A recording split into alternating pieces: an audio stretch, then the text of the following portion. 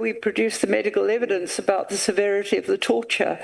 So I was kind of, there was IPID, there was, I could have gone to the civilian secretariat, but I've never ever seen much. I've seen a lot of bad laws coming out of that have had to be sent back from the civilian secretariat.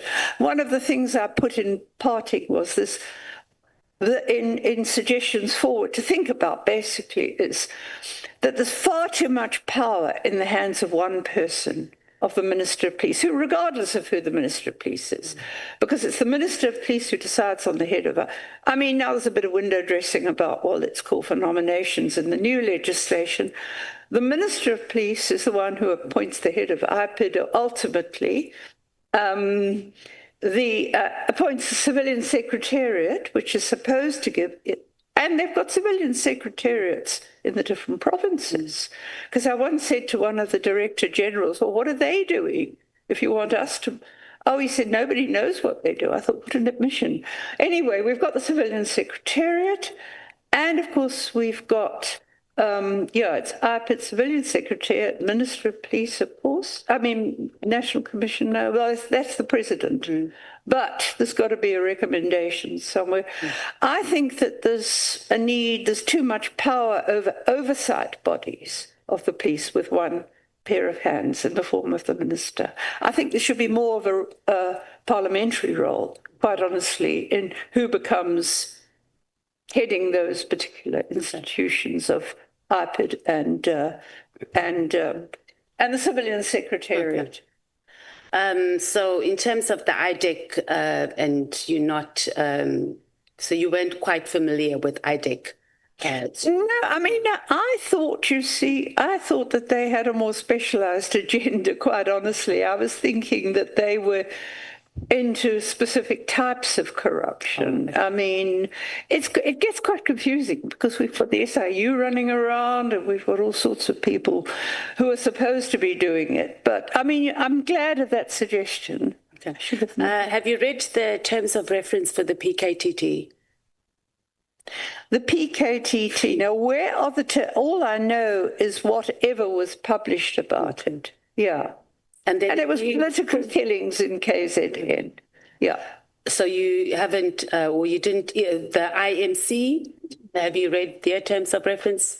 Sorry, the IMC, which was the interim ministerial. I've never seen a report by them. No, I mean, I don't know whether they ever report it to Parliament. I mean, that's something that I could. Have you tried to access any of those documents?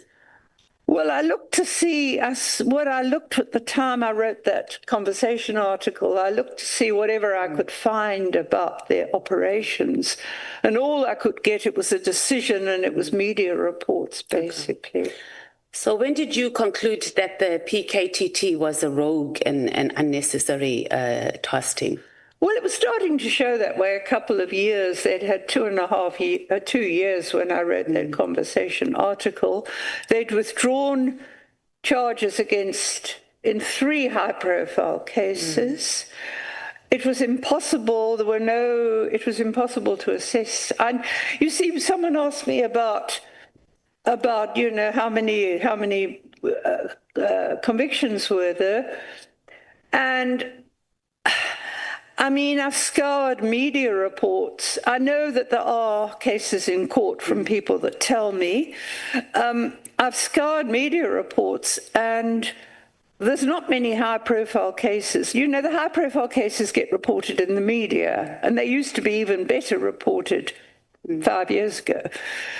So you do pick up, and I know, with people, I know more about the killings in the areas. I've never, ever heard about anyone having been convicted. Some of the cases that have happened recently, a couple of them, they said, you see, we're getting these convictions. They've been there for years. They've just dragged on. And I think in at least one of those cases, the work had been done by the provincial team. It was going back that far. In another case, it seemed that, and this may be a problem in other cases, that the man who pulled the trigger had been convicted, but he was telling everybody who would listen to him, apparently, but hang on, I told them who sent me and they weren't interested in investigating. But again, this is what I want. These were the things that I was hoping that some investigation into them would look at. I mean, I'm talking about, forensic investigators looking at records and things like that. So about 2 years ago, you'd say that you held the opinion that the PKTT was a rogue. Yeah, I mean, for 3 or 4 years, what was it now? 4 years ago, over that. There was very little to show for it at that stage. Yeah. And largely your assessment on that and your conclusion on that, is it safe to say that it was based primarily on media reports and then the few people that you have engaged with? No, it was more than that. I knew some of those cases. I knew the investigators. So let's say at the moment there's 121 dockets. Yeah. So out of that, 1%, 2% on the cases, because you also don't know how many actual cases they have investigated over the years. I can't make any assessment without a knowledge of what dockets they took. I mean, they took one docket I'm aware of. It's fairly high profile, but it's got nothing to do with politics, as far as I know, and they made a copy of it. Okay. And they've taken other dockets that, as I said, are fraud or corruption. But, I mean, the early cases, I was able to make assessments in some of those cases because I knew the context. I knew what was happening in the area. I would hear from people if there had been arrests. So, but, I mean, basically, there was no evidence. There was nothing much to go on. Okay. In terms of information to assess. And that was even up till the last one, which is in 2022, I think. Okay. So without giving us the details of the cases, more or less how many of the PKTT cases did you have personal knowledge, or you engaged some of the victims personally? Look, I can't tell you that now. I've only now pulled all those lists up because I didn't know about, the fact that I would come here, put it that way, after the establishment. And when and I dare not mention the name, that the commission that shall remain nameless was established, they reached out to me. They wanted information, and then when it was starting, I was told, look, we're never going to get to the task team part until at least the end of this year. I'd sent them the sort of stuff I've sent to you, and I then thought, right, I better go through all those lists, I better scour update them. Somebody wanted an updated one, I think, because I had the information, I just hadn't processed it. So that's what I was doing when you asked me to come here. And I mean, I put the lists aside. It's a very tedious business because the information is so scarce. Okay, so we have reports since we had the press conference and the Ad Hoc Committee has convened on reports on how many cases there have been, etc. So you haven't accessed any of that information? They haven't given me a breakdown. The information I'm looking at... Yeah, we have that. So is what... the information I'm looking at is Minister Mkhwanazi's affidavit, where they are reporting to him, and that's got case numbers. I'm able to in some cases, I'm able to link them because it's the area. It's the case is always opened at the stations that where they happened, and because my lists have got the names of people and where they were killed, I'm able to make rough assessments of whether that's a particular case. But I don't have the breakdown of all the dockets they took. And yeah, we have that. Do you have that? Well, I mean, I can work on that, but I mean, that will, as I said, it'll take a while. I've got to have a more informed, it would provide a more informed characterization of the PKTT. So let's talk a little bit about destabilizing. It's not a foreign concept that, countries can be destabilized. And the justice system can also be a deliberate, program by forces that don't want to see South Africa advancing or making any developments. And one of the key methods of destabilizing a country, rather, is creating factions within departments and entities, spreading misinformation and disinformation, sort of what we see with AfriForum and what we see with the farm killings.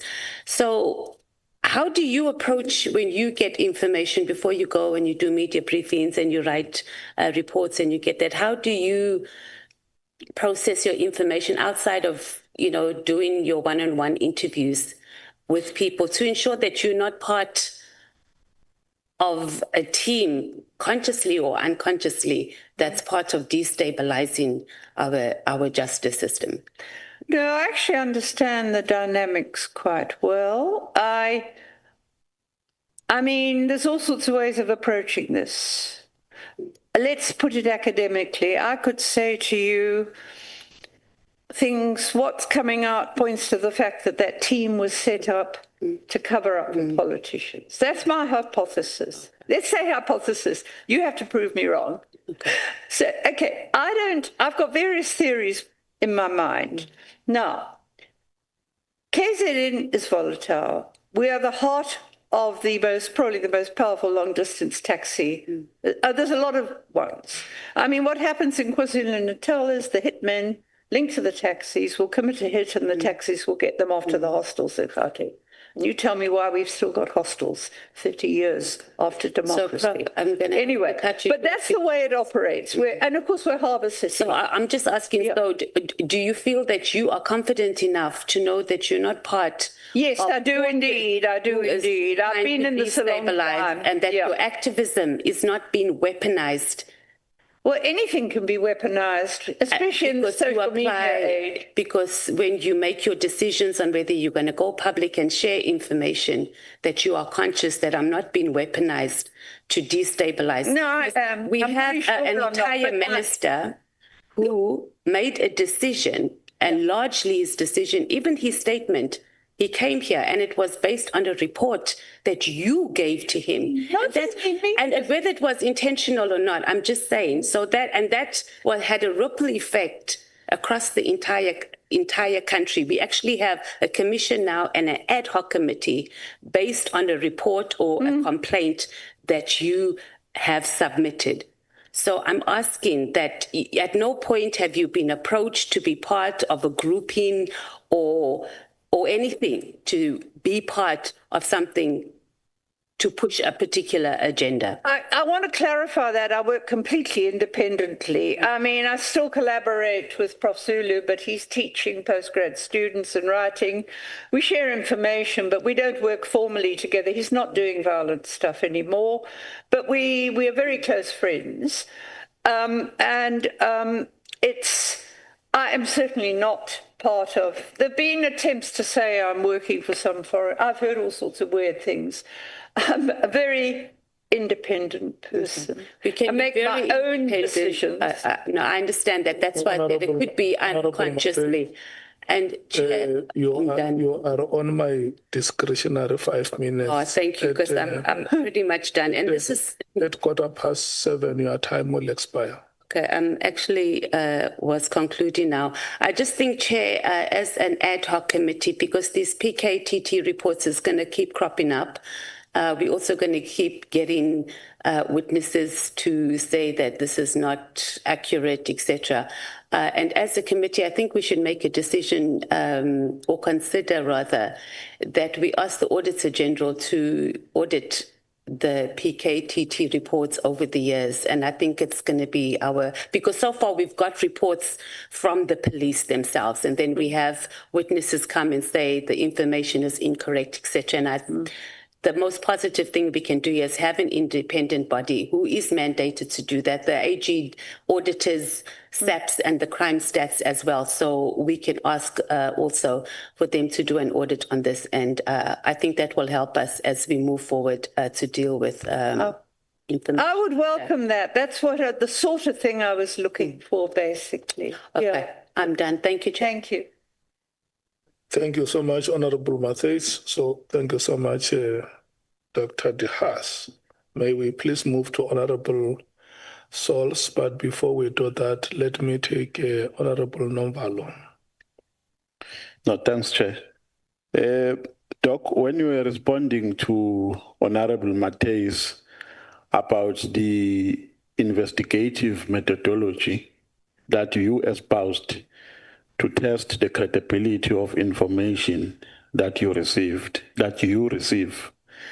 Well, I didn't hear precisely your response, but what I captured in your response is that you said before the arrival or before the change of leadership, it was easy for you to test information, but it became difficult, and I think you were specific that it became worse after the arrival of General Pegicele.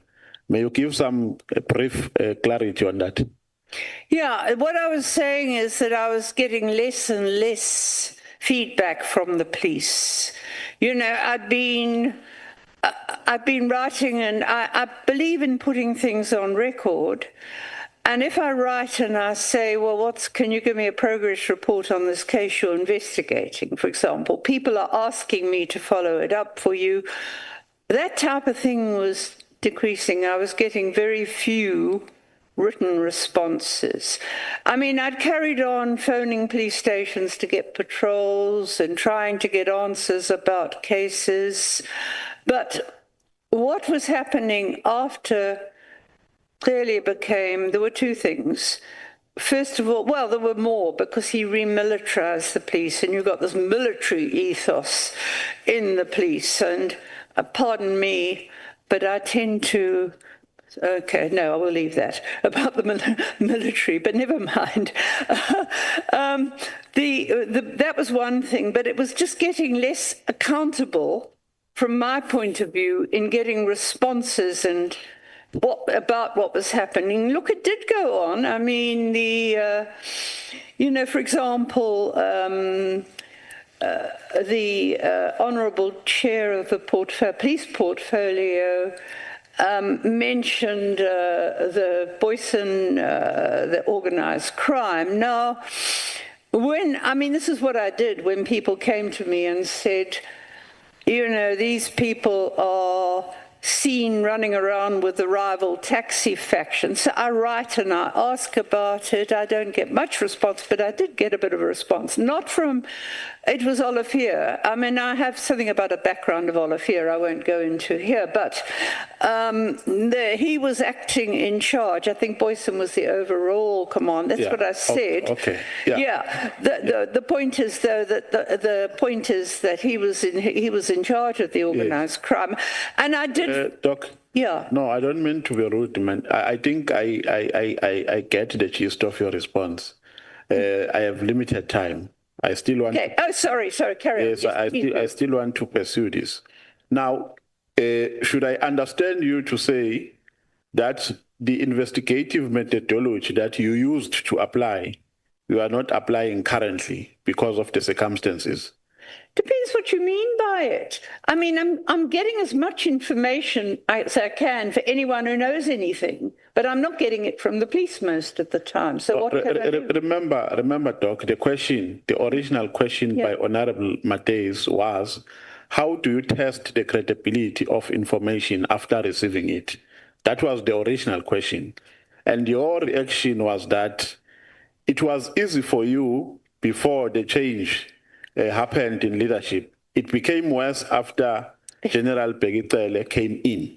Now, the question is, does that mean you are no longer using the investigative methodology that you used to use under the then leadership before the arrival of General Pegicele?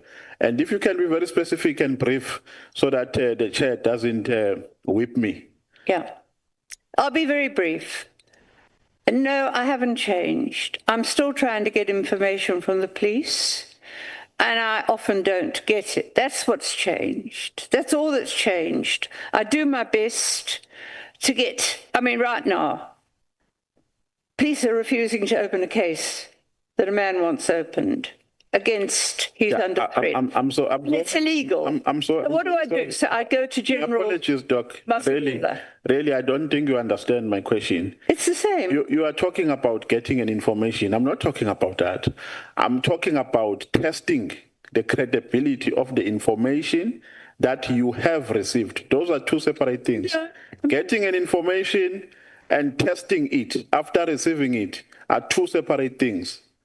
The question was, how do you test the credibility of information that you receive from informants after receiving it?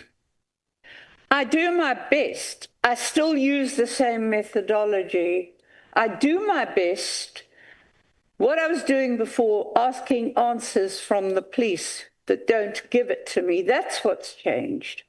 So if you receive an information from the police, then you ask for answers from them, from the same police. Is that the methodology that we should understand you to be using? Look, what I'm saying is a lot of the information I supplied in those case studies were not the ones that are in the factual letters, the letters I sent to Parliament and the Minister. That information came not from the police, it came the people, apart from a few investigators who might have been involved in the cases, right. But that's first-hand information from people who are caught up in these investigations, who are ordinary people in communities. But this applies to everybody, not just the PKTT. Yeah, no, the chair. Also trying to do it for any victim. But now I know I can try the independent directorate as well, perhaps. Thank you so much. Honorable Sols, it's 20 minutes past 7 now. Please be done by 20 minutes to 8. In the event you are not done, the chair will exercise his discretionary 5 minutes. Thank you, Chair. Good evening once again, Dr. Haas. I'm this side. Good evening. Oh, right, okay.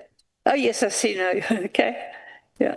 If you don't see me, just follow the teeth. No, I was vaguely thinking of something else. Sorry, I was, but I mean, sorry. I knew you were there somewhere, and I couldn't remember. But now you mention it, I see you. Yes. Okay. Dr. Haas, let me start off by being very frank with you. Please. The methodology, though your methodology comes with very good intentions, you must understand, for the purposes of the committee, the methodology of stating things that you have obviously researched, heard from certain people, but if you haven't verified them and you put it to us, those are things that we cannot use for our investigation. So what I'm going to seek to do, as I studied what you submitted to us, I'm only going to zoom into things that I think that you can authoritatively answer to based on experience and based on what you state here. Okay? So we're going to do it that way. So let's start off by dealing with your experience.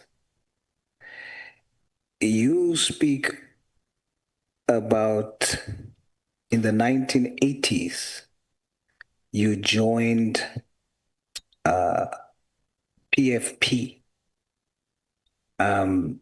What was so important about what the party stood for during apartheid?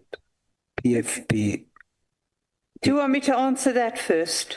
Yes. What does it stand for? Okay. I joined the party. What does the party stand? It was providing the only opposition there was to the Nationalist Party, mainly through Helen Suzman, and we could then give her reports on abuses by the police that she would raise in Parliament. I'm not much interested in politics, but it was a strategic thing to do, especially as the regional director of the Progressive Federal Party. Actually was the director, he had come up and he'd reached out to townships and he was working there. So we were able to work together, and he was working with lawyers, and that's how this formed. Basically, it wasn't about the politics. It was about getting some sort of opposition to the Nationalist Party. And you also exposed the wrongdoings of apartheid police at the time.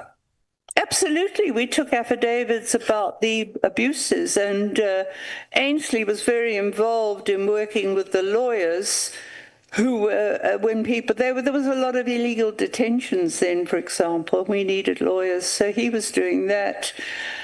So it was a kind of increasing combination of contributions, and the Black Sash were also doing some things too. And then also you worked closely with the Goldstone Commission. Who set up the commission? President de Klerk set up the commission, but I know you're going to say apartheid judge, but some of the judges were okay. There were some that were very good. Dr. de Haas, hold up. Please do not assume what I'm... Oh, somebody said it was an apartheid judge. Just follow my line of questioning. Okay. Very good. All right. So... de Klerk did so. You are not very positive about police behavior even during that time. Tell us a little bit about that. With the time in the early days of the Goldstone Commission, do you mean? Yes. Well, I mean, I think that's on record. The police were coming and saying, right, and I was kind of quite amiable towards them. They were welcome, and I just these were kind of white security police, put it that way, mainly. But the police, for example, the stability units that were in the townships had a very negative image in people's mind, because they went in and disarmed anything, even a few homemade meth before the killers came. And so there were negative stereotypes about the police. And of course, trust feed happened. And in the trust feed case, the police were shown to be working with the people that went in at the massacre. I mean, that was all. So when I say that, I'm saying that, they didn't necessarily change their behavior. Some tried to show that they had. You also mentioned something about the complicity with warlords from the police at the time, and you also stood up against that. Yeah, indeed I did, because this was later. This came out in trials, when this was after the violence carried on for a few years after 94 in specific areas. And, for example, if you take these cases that Vilakazi was investigating up in the Mtubatuba area and Mandini area, we had affidavits from people about how the police were abusing them, and they were also getting abused by the police, by the warlords, under threat. But the very concrete evidence came out in a court case up at Mtubatuba, where the evidence was that, and there was a conviction, for the warlords, one had been taken out, I think. Some of them die when things are getting a bit hot. And the evidence was there, though, that the local police, that we had actually, the lawyer for John Wills, the lawyer for the ANC, had lodged a complaint about the local public order policing, because they were also abusing people. And they apparently, according to the evidence at the trial, they'd gone in and shone the lights on the houses that had to be attacked. So this was the sort of reports we were getting then, and there were convictions in these cases I'm talking about. So would I be correct then in saying that based on your history right from the 1980s, even during apartheid, fighting against wrongs by police, whether it be apartheid police post-apartheid, this drive that you have, it's not something that you just miraculously gained after 1994. You fought this very same thing that you're doing now since the 1980s, in apartheid and after apartheid. Yes. Your issue is wherever there is police corruption, wherever there is workings of police that is negatively affecting the poor, you stand up against it. Yes, I do. I haven't stopped since. That's what's bugging me. I don't really want to do it, I can tell you, but I haven't stopped because people keep asking me.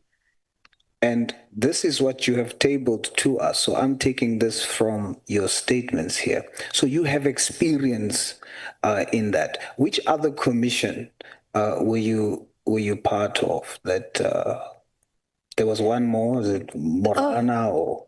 Well, it was the Morani. It was my information about hit squad killings up in the North Coast in what is now isiXeleni. I was often up in isiXeleni.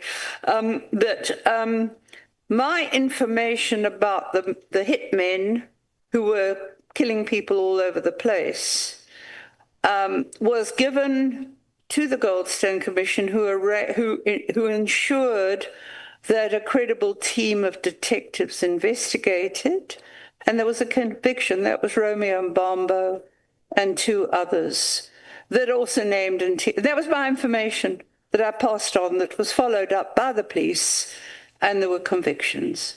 All right. So you can then, based on that background, your opinion can be considered authoritative and credible around my next question. You've just proven that. My next question would be, in the formulation of a political task team or a task team, is it important or imperative for it to be headed by a senior detective, and why? It's always been the case because detectives have to inspect dockets and evaluate the evidence that the people under them have actually accumulated. And if you're not a detective, you can't do that. And the further control is exercised by the prosecutors, who then look at the dockets and say, well, this is good, or you need to go back and get more evidence. I mean, ever since I've worked with the police, this is the way it's been, put it that way. It makes sense. How can you, if you're not a detective, if you're not experienced detective, you only get to be senior in most cases, although there's a bit of a not quite so simple now, but normally you get to be more senior when you've got experience, and you're in a position to do that because somebody has got to keep checking on the quality of the evidence, even before it goes for the prosecutor. You raised that element as a concern with the current PKTT. What is your concern around that? There's no senior people that are, there was supposed to be. As I said to you, the national deputy for detectives was in overall charge. He had to have the reports, but there was a brigadier who was the local provincial person, and that brigadier very soon left. And people say, well, no. And they all say the same thing. No, he couldn't take it anymore because he was getting instructions and he was in charge of investigations. He was the one that did the dockets then, I was told.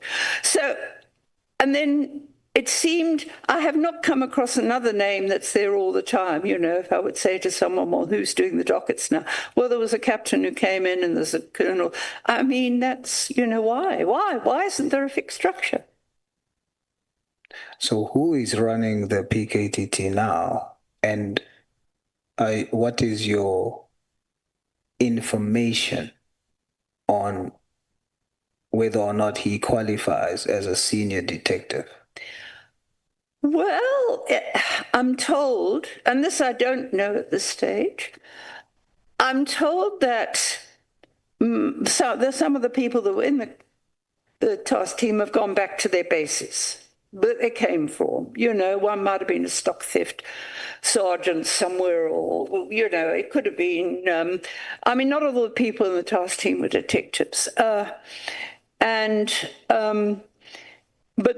I'm not sure those that were carrying dockets that are in court, I'm not sure who is now overseeing them. I mean, in theory, it should be a senior person in the province. All right. So I don't know, though. I can't answer that, because I do know that in the case of the Umkomaas police, there isn't one. There's just the prosecutor. So what we're going to do is, like I told you at the beginning, because you don't know, we're not going to accept that as authoritative. You said earlier that the current coordinator of the PKTT, General Kumalo, is not a senior detective. He's not a detective. He's never been, from what everybody tells me. He's been operational response. Now, once again, are you saying that based on you are sure, or are you saying that based on what you've heard? What I've heard is consistent across various reports independently, that he was definitely operational response for most of the time. There's no record anyone has of his having been a detective. And I'm talking now not just people in crime intelligence, but people who were in the police for a long time, who know, you know, like a senior retired person, who had never come across him as a detective. So your submission is confidently that currently the PKTT is not coordinated by a senior detective? As far as I know, because I don't know whether or not those members, you see, that's the other foggy thing in all this, because some of those cases are still in court. And the investigating officers were allowed to keep those dockets that are still in court. Now, when they've gone to court, the investigation is over because it's in the hands of the prosecutor. So I don't know whether, once the investigation gets to a prosecution. So what we'll do is, we will take your response to be you don't know, but we will keep for the record that we must ask and interrogate the question whether or not the current PKTT coordinator is a senior detective or has detective experience, okay? So we'll take it like that. Let's jump into your Volume 1, Annexure Bundle Volume 1. I want us to go to the letter, page 23 to 26, MDH 5.1. There's a section in section 4. This is a letter you wrote to General Mkhwanazi. So I want us to spend my remaining time on this. So you must be very concise here, Doctor. This was in 2021. Is that the letter you're referring to? That's correct. I think it's the only one that's in here. Yes. So let's go to paragraph 4.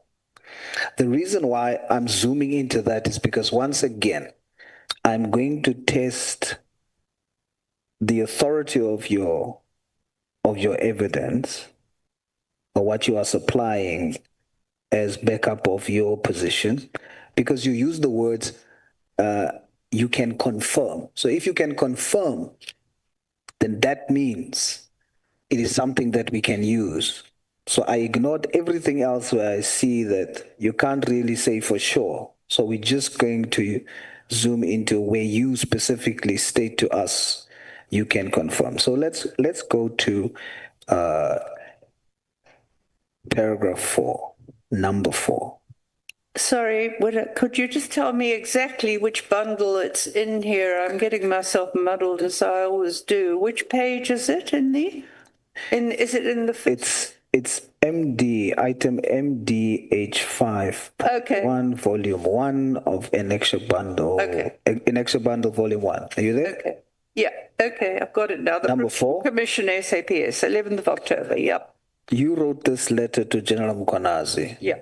Did you get a response? No. Let's read 4. Would you please... I will stop you where I would want to question you. So let's read yesterday afternoon from there. Okay, yes. General Khumalo, yes. Members of General Khumalo's team, seizure of the phones, and I think... Point number 4, it starts with yesterday afternoon. Yes. Sunday, 10th October. Yeah. Continue.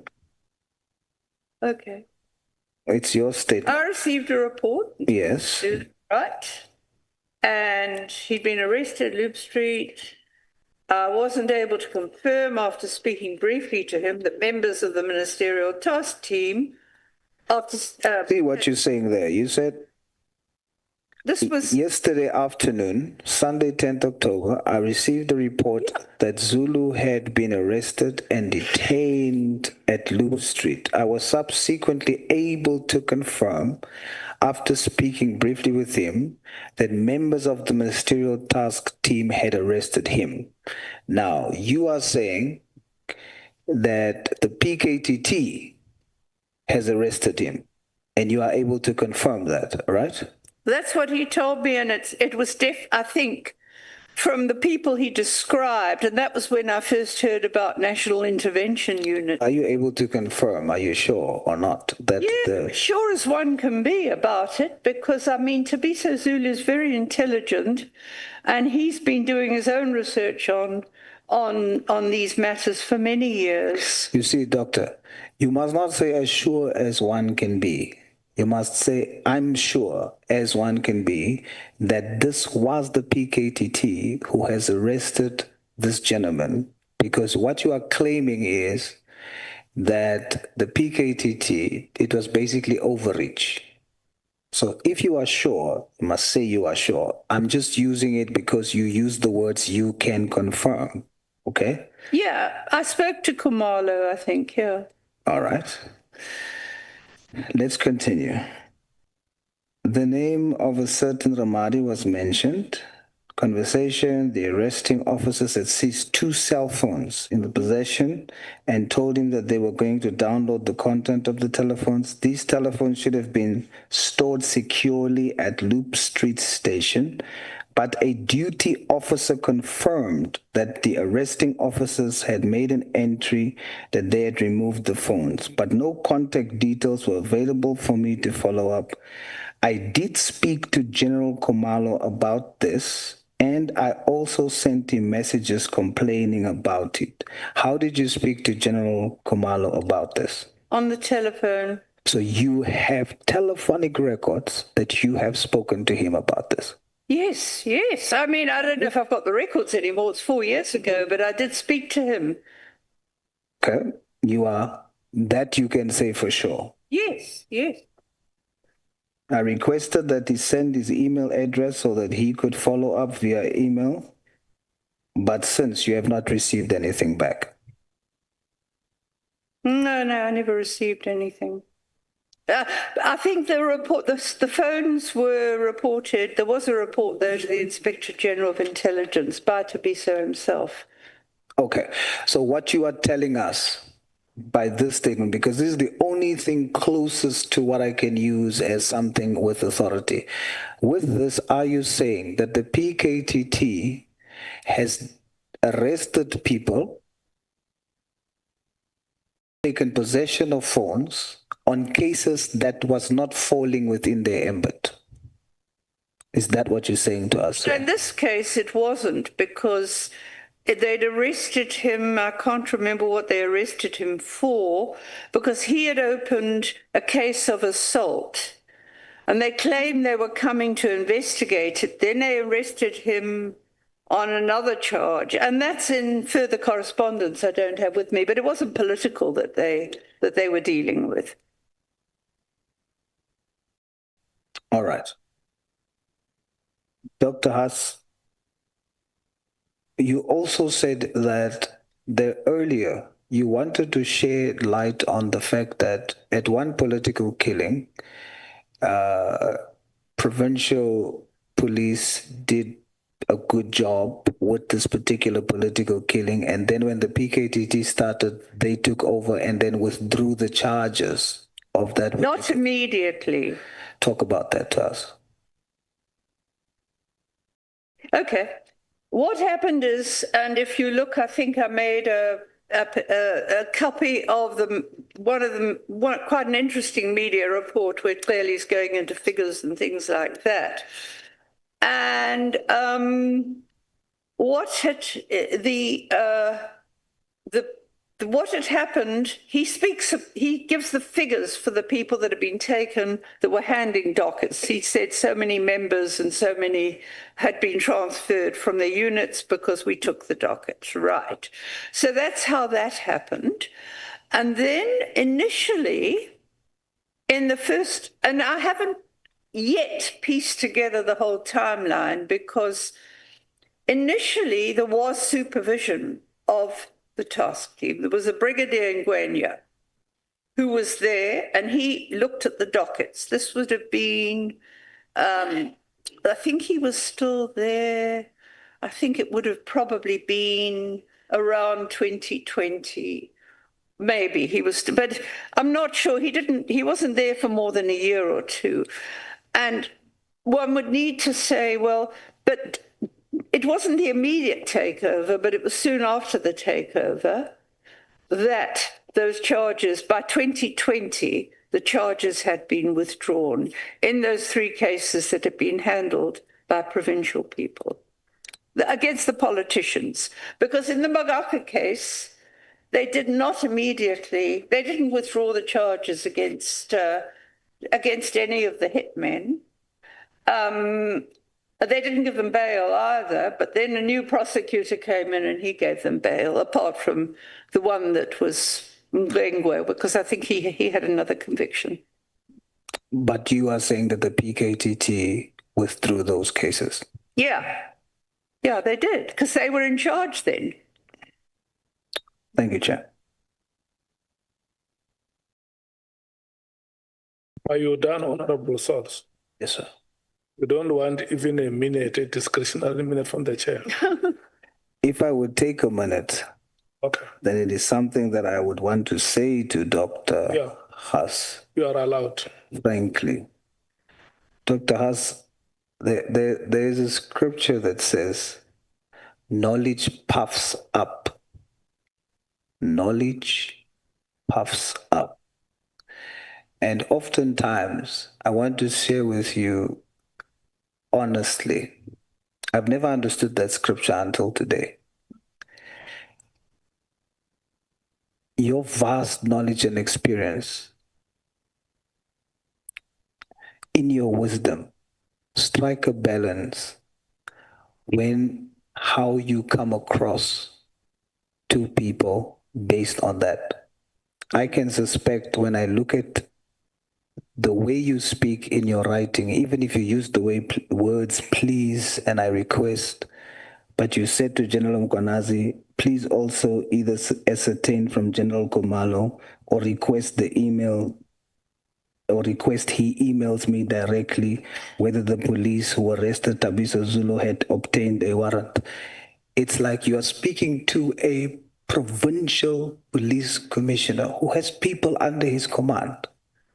And when you, from outside, almost speaks as if you are commanding him rather than you are seeking to join hands with him, you come across as puffed up. And mine to you would be very humbly, respectfully, caution against what Scripture tells us. Don't allow your knowledge to puff up. Thank you. Well, I didn't know I was rude to General Mkhwanazi. Sorry. You must start by saying hallelujah before you respond. Oh, sorry. Lawyer? Okay, right. Well, thank you. I mean, I appreciate, even if you're, I've dealt with this sort of criticism for 40. Look, it's like déjà vu for me. People were saying this about me in the 80s. So, okay, right. But I do try to be polite when I communicate with the police. But look, they are civil servants. They should be accountable to the public. It's as simple as that. You shouldn't have to beg them to be accountable. That's what they should be doing, and most of them aren't. So, and I also learned years ago, and this sounds bad, I try to be polite when I communicate with them, but sometimes I see that they're just basically bullies. And the only way you deal with bullies is to bully them back. And then they get the message. So, but it depends. I'm not saying I do this universally with police, but you actually have to stand up to them and say, but these are people's rights. Can you just, inform them or help them or whatever they need to do? But maybe you should consider that's perhaps the reason why you didn't get a response. Okay. I'm joking about it, actually. Thank you so much, Honorable Sauls. Follow up, Honorable Matthews. Thank you, Chair. Dr. Diaz, in your opinion, was it a sound decision for the Minister of Police to largely disband the political killings task team based on the complaint that you sent and with your evidence that you've just given us that was largely based on media reports because you didn't have access to verifying information? And then, of course, you did mention that you had direct contact. You can't tell us exactly with how many of the people who were, or the cases or dockets that were part of it. Do you think it was sound decision for the minister to make that without even engaging you or even engaging the complaint that you sent? Because you and him both said you did not talk to each other. So we had a minister whose entire statement, okay, not entire, but largely his statement was based on your complaint. Look, so was it sound? I think you must just tell us whether you think it was sound, given what you sent to him, Doc. Was it a sound decision for a minister of police to use your complaint without investigating or engaging you to disband the political killings task team? I wasn't the only one who made a complaint. When I skimmed but that's through, not the question. We can't say he based it solely on. No, he did. That's what he told us. He gave us your whole complaint. Oh, did he? Well, I didn't. Yeah. So, but I'm asking, do you think it was? No, I'm not asking about that. Yeah. I'm saying he didn't even call you to ask you anything about that. No one in his office tried to investigate the complaint that you made. Do you think it was sound? I don't know. It wasn't your only. It wasn't. No, but I'm telling. That's what he said. So I'm asking for your opinion. Given your experience in the police, would you expect a minister of police to make a decision largely based on a complaint that you made without even engaging you or investigating what you've reported to him? I referred to a brief discussion with Advocate Pekoli, who wanted to just verify what I was saying. For all I know, he went and did this. I have no idea, because I didn't speak to him about what happened and how, the minister got to that decision.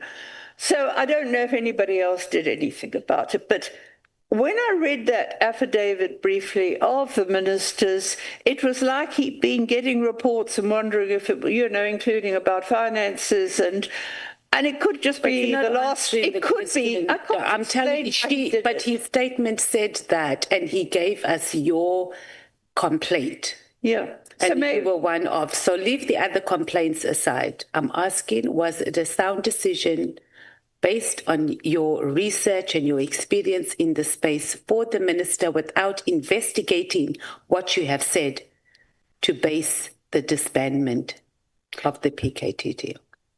Well, it's a difficult question to ask simply because I don't know what else he may have said. Well, you know, my letter was a catalyst, but I can't say that he did that. I mean, I think a good decision to disband the team. I think it was overdue. Yeah, that wasn't the question, but okay. I mean, as a minister, I'm not really in a position to evaluate it because I've never ever spoken to him about all the reasons.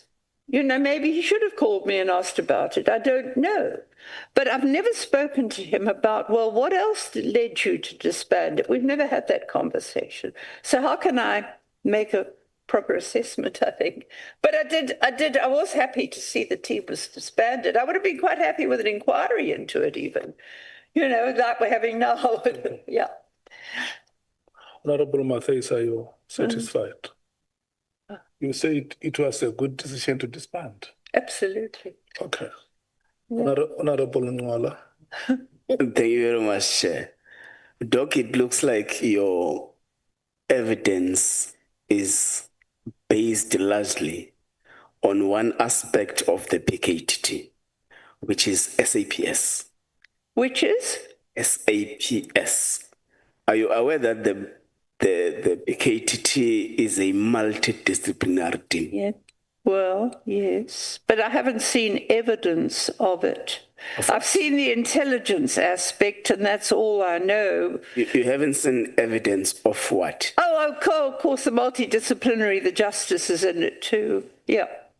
But I've never seen public pronouncements. I've only seen a minister saying that we've got this team, and I know that they've spoken, I think, in the Nhlanhla Commission about how they're working with justice people, and that came in when one of them arrived. They weren't initially.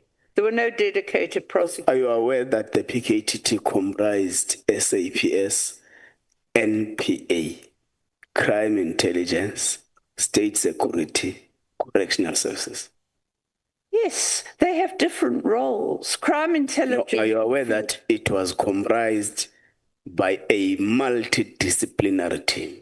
According to the announcement, I don't know how it worked in practice, apart from the fact that they did get a dedicated prosecutor when Nhlanhla moved here. And the point is, intelligence is part and parcel of all investigations. You don't have to be a multidisciplinary team to access information from crime intelligence. It's a separate component. Okay. So it's not new to access intelligence for it, but you should at least note your things to different prosecutors. Lastly, Doc, you wrote a letter to the minister that he must instruct the National Commissioner to dissolve the PKTT.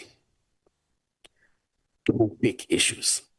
Is it a concession that the person who bears power to dissolve the task team was the National Commissioner, not the minister? No. The National Commissioner did not set up a task team. It was set up at the ministerial level. Did you not say in your letter the minister must instruct the National Commissioner to immediately dissolve the task team? Yes. Isn't that a confession or a concession that the person who's supposed to dissolve is the National Commissioner? Yes. If you're saying, so we are saying the National Commissioner was supposed to dissolve. But he had not to have the ministerial approval. Beg your pardon? He had to have ministerial approval. It was set up. It's fine. It's fine. No, and look, the role of the minister. No. Yeah. Yeah.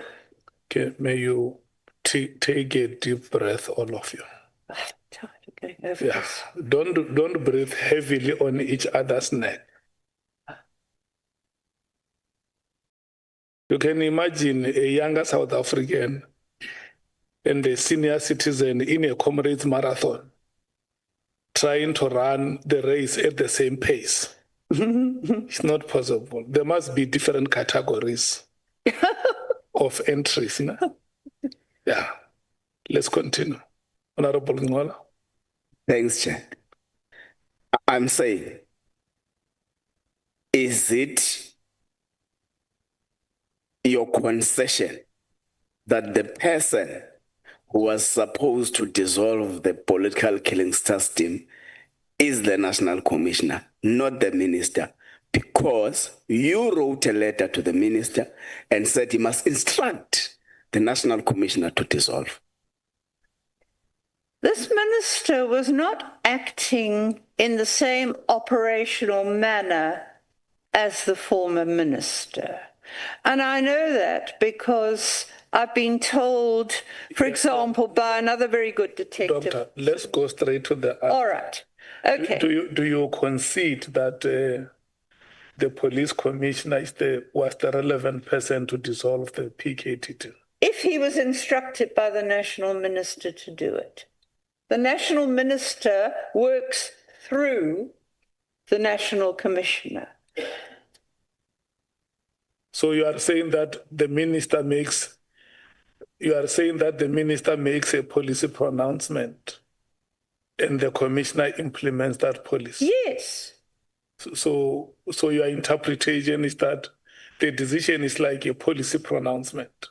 Yes, it is. We don't need this anymore. I mean, he's entitled to do that, I think, especially if it's costing a fortune. When you say we don't need this anymore, who else do you include in that way? Well, no. It's sorry. That was just a throwaway comment. I'm just guessing on. He came to the conclusion because I see that he is looking at finances as well. No, it's fine. Yeah. Thank you. I'm taking the Chief Whip, Honorable Novembe, and Honorable Skwasana. We will come to you, Honorable James. No, thanks, Chair. No, I wanted to do a follow-up on 2 issues, or maybe 3 issues. The first one, Dr. de Haas, it has to do with what Honorable Mkhwanazi was asking. You wrote a letter to the minister to instruct. Why didn't you just ask the minister to decide? Because why didn't you just ask the minister to dissolve? Why should the minister still go to somebody else? Because by implication, when you recognize, even as you are preparing for your letter, that the minister must confer to somebody else, you are recognizing automatically that that person might have the authority to take a decision otherwise. The role of a minister, and I think people have lost sight of this because they're used to seeing ministers running around doing things themselves. This minister, even when he was the premier, he worked through his office. He wasn't running around like some of the others that we have. I don't know enough about him, but he was always fairly low-key administrative person. In my own knowledge of what I read about him in the paper, and my own very, as I said, hardly any interaction with him. But if you look, the ministers of this country should be setting the policy and should be instructing the head of department about, well, this is the new policy. Will you please implement it? And this may be, so what I am saying is that as minister, that was his way of, that he's supposed to do it. Because when the team was set up, it was the minister who went to General Sithole it was then, and said, we've decided to set this team up, and that it was agreed in principle that Sithole would do it. He, through the minister was giving instruction, and Sithole did it in the structure that he thought would be best to deal with the political team, but still reporting So it's exactly the same thing in a sense. Clearly is saying, well, we're setting this team up. And I'm trying to now say to myself, because as I said, I just skimmed through Mkhwanazi's affidavit because I was more interested in what he could tell me about all the cases they spoke about. But he did seem to be taking into account things like what it was costing, and he probably may have heard that because, as I said, the Deputy National Commissioner tried to, according to a media report, the Deputy National Minister had brought it up with the National Commissioner. So I don't see it I see it as a perfectly rational decision by a minister who's got the power to do it in terms of the Constitution. Okay, just operate through the head of department. Okay, just one last follow-up so that I don't take a lot of time for my colleagues. Now, flowing from what Honorable Matthias was saying, the one sitting next to me, about the sources that the minister relied on to take a decision. Now, let me say to you, because judging by your own experience, you are a very seasoned academic. You understand the value of research and the significance of decisions based on research. You don't comment on it now. I would suggest you deal with it together. Now that we have seen you saw the affidavit of the minister, you were quoted extensively there. Would you not conclude, or would it be unreasonable for a South African who has been following these developments, would it be unreasonable for them to come to the conclusion that part of the leading information at the disposal of the minister when he was taking a decision was the extensive submission made by you? And therefore, that submission made by you, as we have been dealing with it in the discussion here, is not necessarily a complete, in a sense that is a one-sided view without verification on the other side. How do you think South Africans will read and interpret that kind of a situation? Or what is your comment on that, with the benefit of hindsight? Look, it would not be, I can tell you that you can do research and it gets ignored too. I mean, I thought that if I used my research to tell the apartheid government that it was ruining black family life, that might help, and it didn't. So I'm just saying research is one thing, policy is another. Okay. But, I mean, it would not be unreasonable, I suppose, if I'm quoted extensively, and I wasn't even aware of that because I really skimmed it. I was looking for specifics in it. And it would not be unreasonable, I suppose.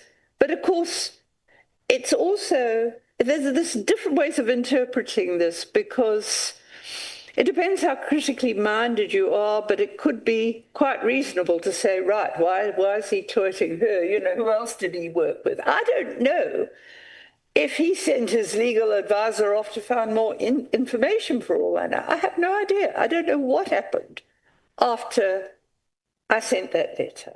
I really don't. I know that I think I did see a quote from those two lawyers in Cape Town who are, I'm sure, raring to give their impression, tell you what happened to them.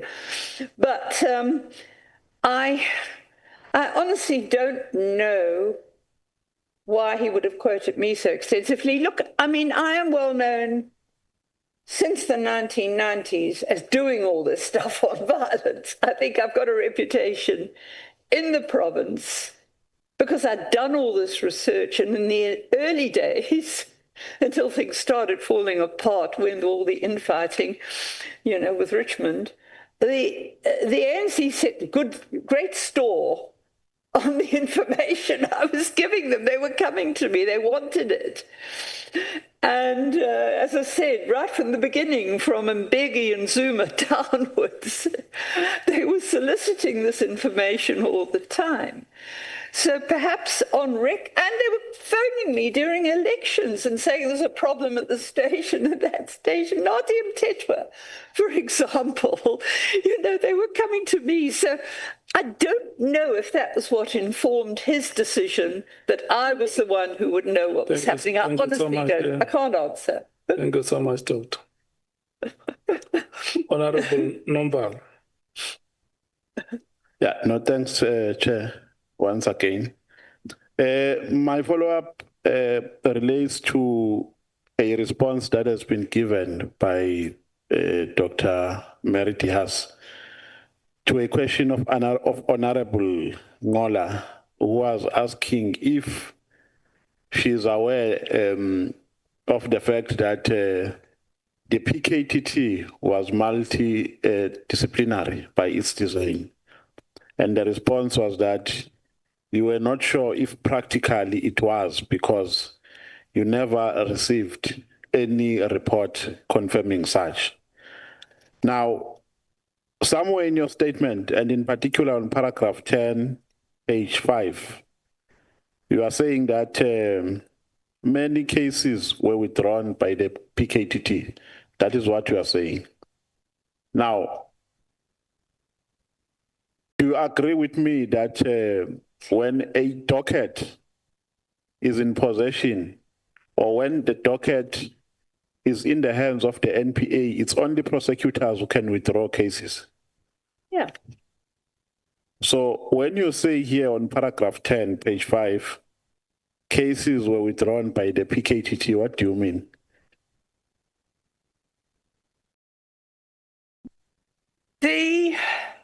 We'd have to look back then at exactly when they were withdrawn. No, I can help you. I can help you. Some were withdrawn in 2017. No, 2017. If my memory serves me well. I think it was more likely. Some 2018. In 2018. Yes, 2018. And it was a while after the formation it was withdrawn. For instance, let me help you, Doc. Let me help you. Because we have also highlighted this case here, the Sindiso Makaka case, which was withdrawn in 2018, between 2018 and 2019. And it was withdrawn by prosecutors, not by the police, because it was in court already. It was enrolled in court. Now, what do you mean by this statement when you say the PKTT was withdrawing cases? Well, why did it happen? May you please speak through the mic? I can't hear you. Sorry. Well, I would ask myself a question. Why did it happen then? Because were the cases, was there in effect, I mean, people had been charged. Now, why suddenly wasn't there enough evidence to charge them? I don't know. I mean, we can dig that out quite easily for the Magaka case, I think. But I'm not sure who the prosecutor was at that stage, but initially, you see, again, this would be something, one would look at the prosecutor, but the initial prosecutor was actually quite a good prosecutor. So one would have more faith in his judgment than one would do in the one that came after. I'm afraid. I mean, I can't, yeah. The doctor is not answering my question, and my time is very limited. Yeah, sorry, but I can't. She is peripheral, Doc. What do you mean here on paragraph 10, page 5, when you say cases were withdrawn by the PKTT? Well, they were withdrawn after the PKTT case. So we must remove the statement. Yeah. Withdraw it. Oh, right, yeah. No, I'm asking, should we remove it? Well, it was badly phrased. I did this in a huge hurry, I must tell you. I had to do a lot of work that I didn't have time for, and that's why I'm tired. Right. Yeah. I didn't have much time to do all this, and in places I agree the wording is not quite right. It was, they were withdrawn after the PKTT took over, and not immediately after. Doc, I think you are giving a topsy-turvy response. you are not responding directly to my question and precisely. Well, yeah.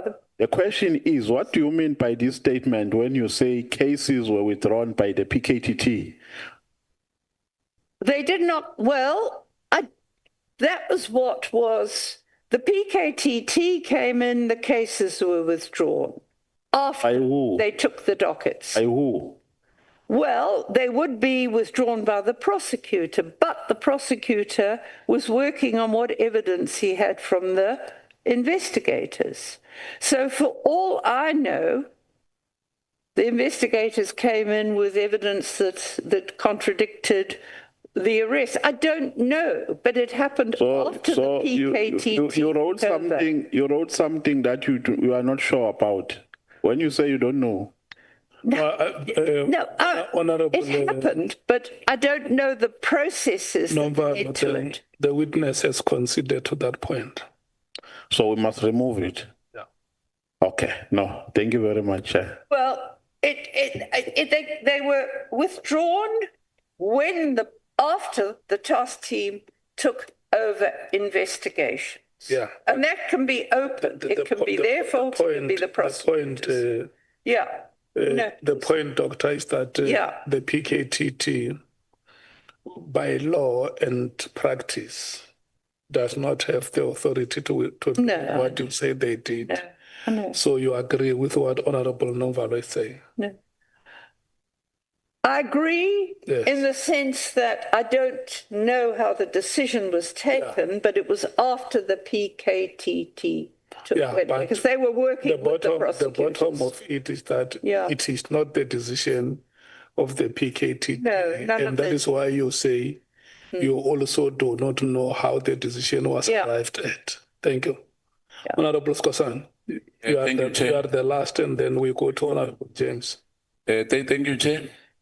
I just wanted to make a follow-up question. I think Honourable Matthys, when he started, she started by asking the academic credentials of Mary de Haas. Am I right? The academic? Sorry. Your academic credentials. Yes. Yes. Now, you studied at the University of Natal, am I right? Pardon? You studied at the University of Natal. University of Natal? Yes. Yes. That's where you got your anthropology. Yeah, those were anthropology degrees. So you had your master's on social science, am I right? Yes, research masters. And then Rhodes University conferred you with LLD honoris causa, am I right? Yeah, that was Rhodes afterwards. Now, because you are given a frequent public commentary on specialized policing, intelligence, and criminal justice matters, it's very important for us here in Parliament that we must distinguish between your own academic qualifications and the honorary recognition you received then. Now, as from now, as you know, Rhodes University can call you, inverted commas, a doctor. But in Parliament, it must be very clear that you must be referred as Miss de Haas here. Am I right? You can do either. Some people do use that honorary term. No, Doc. But I said we were calling you Doc before, but I want the public and Parliament to capture that in Parliament here, we are not a doctor, we are Miss de Haas. Whatever. I don't care what you call me. No, it can't be whatever. I can't be called a professor as well. No. I just want us to capture that. Let's not argue about titles, Jali. Just go straight to the point. No. My point is that I'm making a follow-up question on that. Nothing else. Hence, I can't call the chairperson a professor. I know it's got an academic qualifications in law, but I can't call you a professor. So I want us to capture this, because remember, we were told initially that Ms. de Haas is Professor de Haas. Well, he cleared it us to today here. To say she's a doctor. But what I'm trying to say to you, so that we don't waste time, and I'm going to patiently give you time to drive your point. But my point is simple. I want to say to you, get to our terms of reference, because we are not about the title that she uses. No, Chair, I'm saying for the record. Yeah. For the record, because you can't say to me, next time we are calling somebody, a minister who's not a minister, and say, no, we should not worry about So what you are saying is that the university that conferred her the honorary doctorate and call her a doctor, yes, it's fine. Can address her as doctor. Yes, it wrote, yes. But as in parliament, outside the premises of the university, we are not bound to address an honorary, a recipient of honorary doctorate as doctor.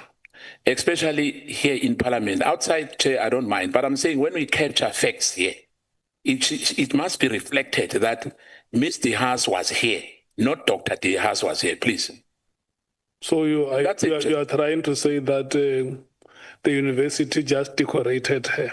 No, Chair, you don't understand me. Roots, they can call her a doctor. There's no problem with that. But in parliament here, when we are capturing our records, it must be clearly that we had Ms. De Haas appearing before us. It's fine. Thank you, Chair. Let's give her a chance. So, Dr. De Haas, I'm not even saying doctor in quotes because you were sitting there, you said you're Dr. De Haas. What is your understanding of that statement, that Honorable Scosa? If a university confers an honorary doctorate to you, when you get outside the university, is it appropriate for you to be addressed as Dr. De Haas? Well, some people are and some aren't. It seems to vary as far as I'm concerned. Okay. As from what I've seen, I don't usually use it, and I'm so sick of saying to people I'm not a professor. I mean, I probably have to go and get all my publications and get a doctorate for them because I've got enough publications there that I can take them and say, can I just convert it to another doctorate? Yeah, no, it's but I mean, it's just such a trivial thing. Yeah. It's meaningless. I don't know. It's just a digression from more important things. Yeah. No, Chair, please, Chair, protect me. No. I said because she doesn't possess doctorate. That point, Jali, is driven. I just want to check. She never had a research on doctorate. Yes, please, I want to check please. What is the practice in the profession? If there is any South African who knows who can help us. Well, may I just explain what happened to my doctorate? I started it in the 1980s. I was diverted because I got an offer from the Human Sciences Researcher to get money to research. Yeah. So I put it aside. I then wrote I wrote chapters on the theory of the time. And then I got caught up in all this violent stuff. No, it's fine. And it went on and on. I did 4 different theoretical. Let's stop it here. It's something we'll come to at the end of the proceedings. Thank you, Chair. Maybe we can be assisted on that one. It must not. There's nothing silly, Chair. It must not derail our meeting. Look, you have not completed your doctoral degree. For good reasons, I may tell you. Very good reasons. That is acceptable. It's fairly reasonable.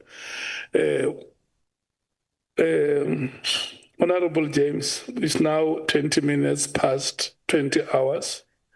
Your time will expire at 20 minutes before 9 with a discretionary 5 minutes from the chairperson. Thank you, Chair. I don't think I'm going to need those 5 minutes today. All the questions has been asked, everything that I've written down, everyone has asked my questions. Dr. Mary, your complaint, your instruction to the minister, I need you to focus. Dr. Mary? Yes, I'm listening. Sorry. I wasn't listening in my microphone. Okay. Your instruction, your complaint to the minister has caused great havoc in our country. Do you realize this?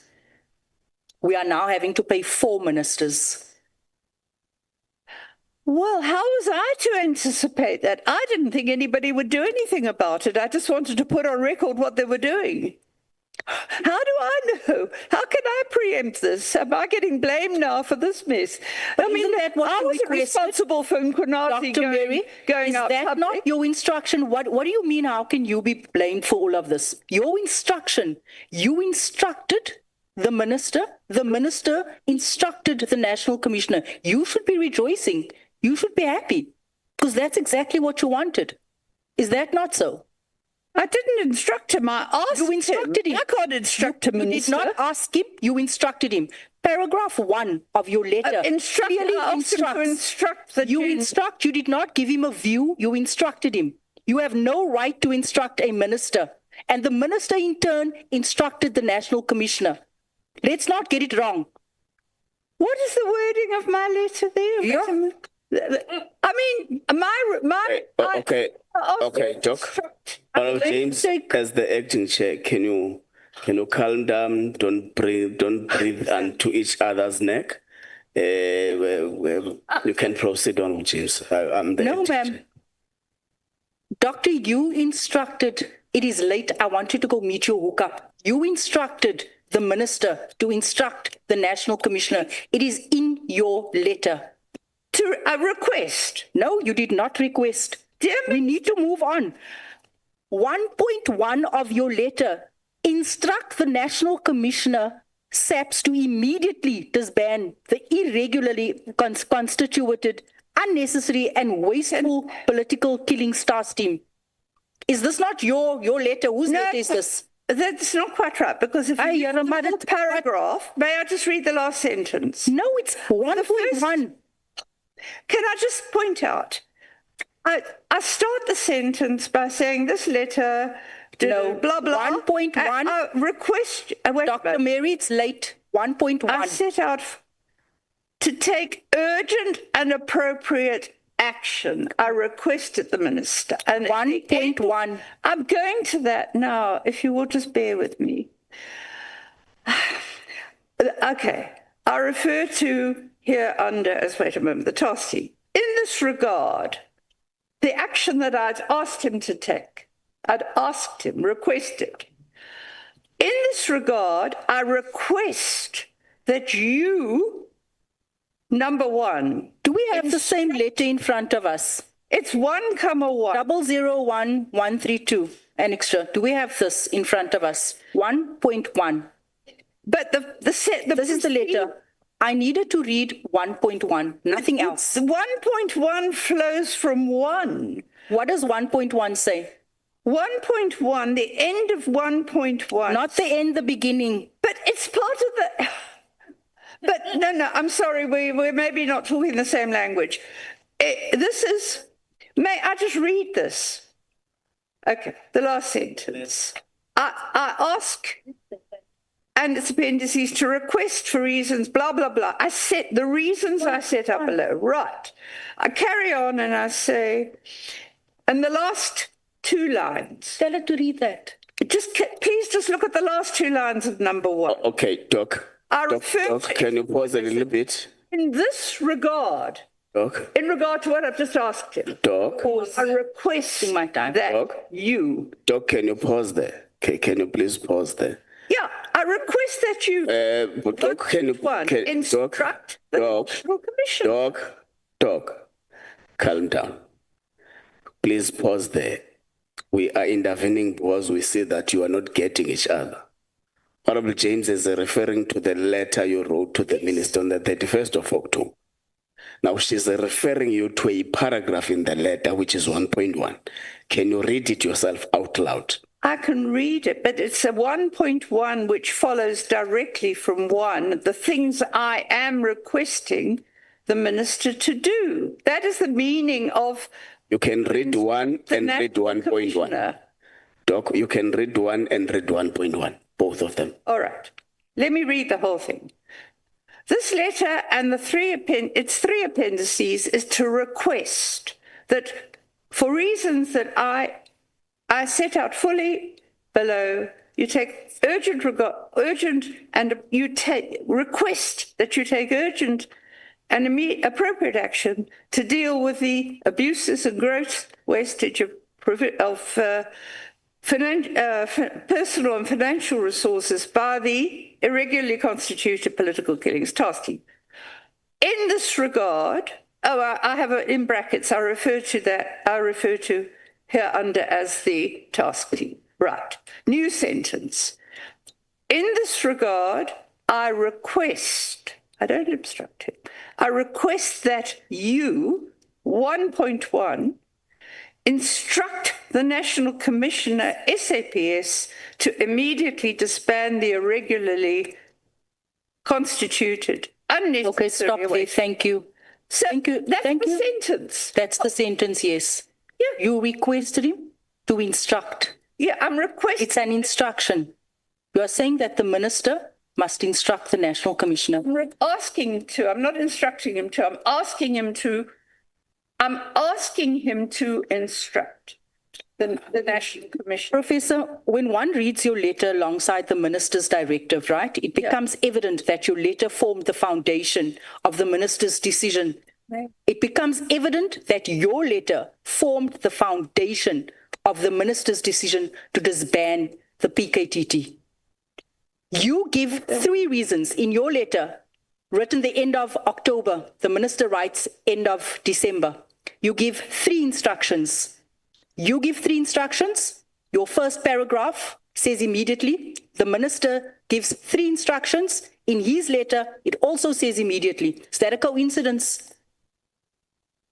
Look, you both give 3 instructions, both as immediately. To the minister, you need to allow me to finish so that you can go for your hookup this evening. You need to allow me to finish. Sure. You give 3 instructions. Yeah. The minister gave 3. Let me help Honorable James. Yeah. How do I know what the minister's going to do? I can ask. I'm asking. I don't instruct him, I'm asking him. Look at me. Yeah. Look at me. Yeah. Honorable James is talking to... Okay. Yeah. All right. Okay. I'm trying to reply. We can proceed. And clarify. That's what I'm trying to do. I can't answer your question about why the minister did it. I honestly can't, because I've never spoken to him about why he did it. And I'm getting the blame for it. I mean, it's just, I'd never have done it if I'd known. Quite frankly, I think it's... But it has precipitated some investigations. Look at it that way. Let me get back to my question. When one reads your letter alongside the minister's directive, it becomes evident that your letter formed the foundation of the minister's decision. Am I right? You both had 3 instructions. You both said immediately in there. It was 8 weeks apart. You should be rejoicing that your activism has finally paid off. Because this is what you wanted. You said it was wasteful. You said it didn't add value. Yeah. You said it was unnecessary. You said dockets were going missing. So yes. Look, as I said, I never anticipated this. I never thought a minister would act. I'm trying to guess why he did act, and I'm sure he wouldn't have only acted on what I said. I mean, it may have been the last straw that broke the proverbial camel's back. Well, we've been thinking about it, and yeah, if she's saying it, maybe I have to take it. I'm guessing. This is not a place, Doctor, this is not a place where you come and guess. Let me move on. General Mkhwanazi testified that there may have been a third force behind your letter. That there may have been a third force. How do you respond to that allegation? Well, he must define what he means by a third force, to start with. Do you think it's the fact that there are so many similarities between your letter and the minister's? Well, that's not a third force. What it's doing is suggesting I'm being motivated by something sinister.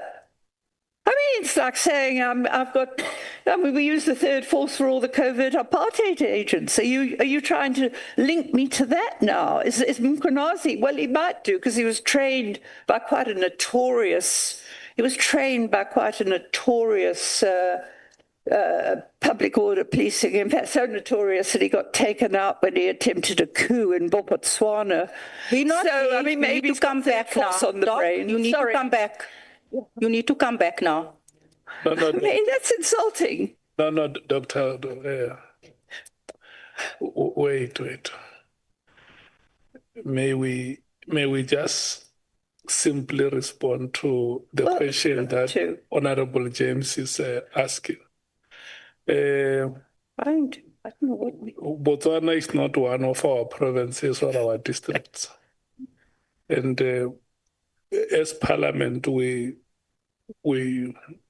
wish to pursue cooperation and harmonious relation with Botswana as one of the countries or our neighbors in SADC. So, yeah. Thank you, Chair. I want to take you to paragraph 4 of the same letter that you wrote, right? Where you assert that General Khumalo was holding 2 positions and that was a conflict of interest. Am I correct? This is in my statement, right? You actually also mentioned it earlier on that he was holding 2 positions. It was conflict of interest and it just wasn't right. It's never been done. It's never been heard of. That's what you said in your letter. I mean, I have complained about his holding 2 positions because at that stage, when I wrote this letter initially, he was believed to have been running the task team, but although he wasn't running it physically, he was in operational response. He was managing it. He was managing it in terms of a project manager, but he was also then holding the position of head of crime intelligence. And that isn't, I've tried to explain why it's a conflict of interest, because both of them involve financial disbursements. And it has to be very clear to people that they're separated and there's no overlap between one lot of disbursements going to another. Dr. Mary, what would you say if I put it to you that that assertion was factually incorrect? He was not holding 2 positions. He had his position and he was deployed to head up the political killings task team. He was not holding 2 positions. You were misleading this House and you were misleading the public, saying that General Khumalo was holding 2 positions. He was not holding 2 positions. I was told that he was in operational response. There was a special task team set up to deal with the political killings, and he was deployed there as a result of his skill set. He was to go and assist. He was deployed as a project manager, which that doesn't mean he's holding 2 positions, ma'am. That does not mean he's holding 2 positions. De facto it is, because in both was handing money. Both he of has them involved. On his letter of employment, he has 1 position. You cannot employ someone twice. What was he in his? No, you must tell me, because you said that it was unethical. You said there was conflict of interest. So you must tell us. I've told you that and I'm putting it to you that you are factually incorrect. I was told initially that... By who? By investigators in the task unit. That was misleading you. And by, actually, I think the other person who told me, well, the person who told me initially that they were going to move Khumalo out of operational response was on the parliamentary committee at the time, Philip Mhlongo.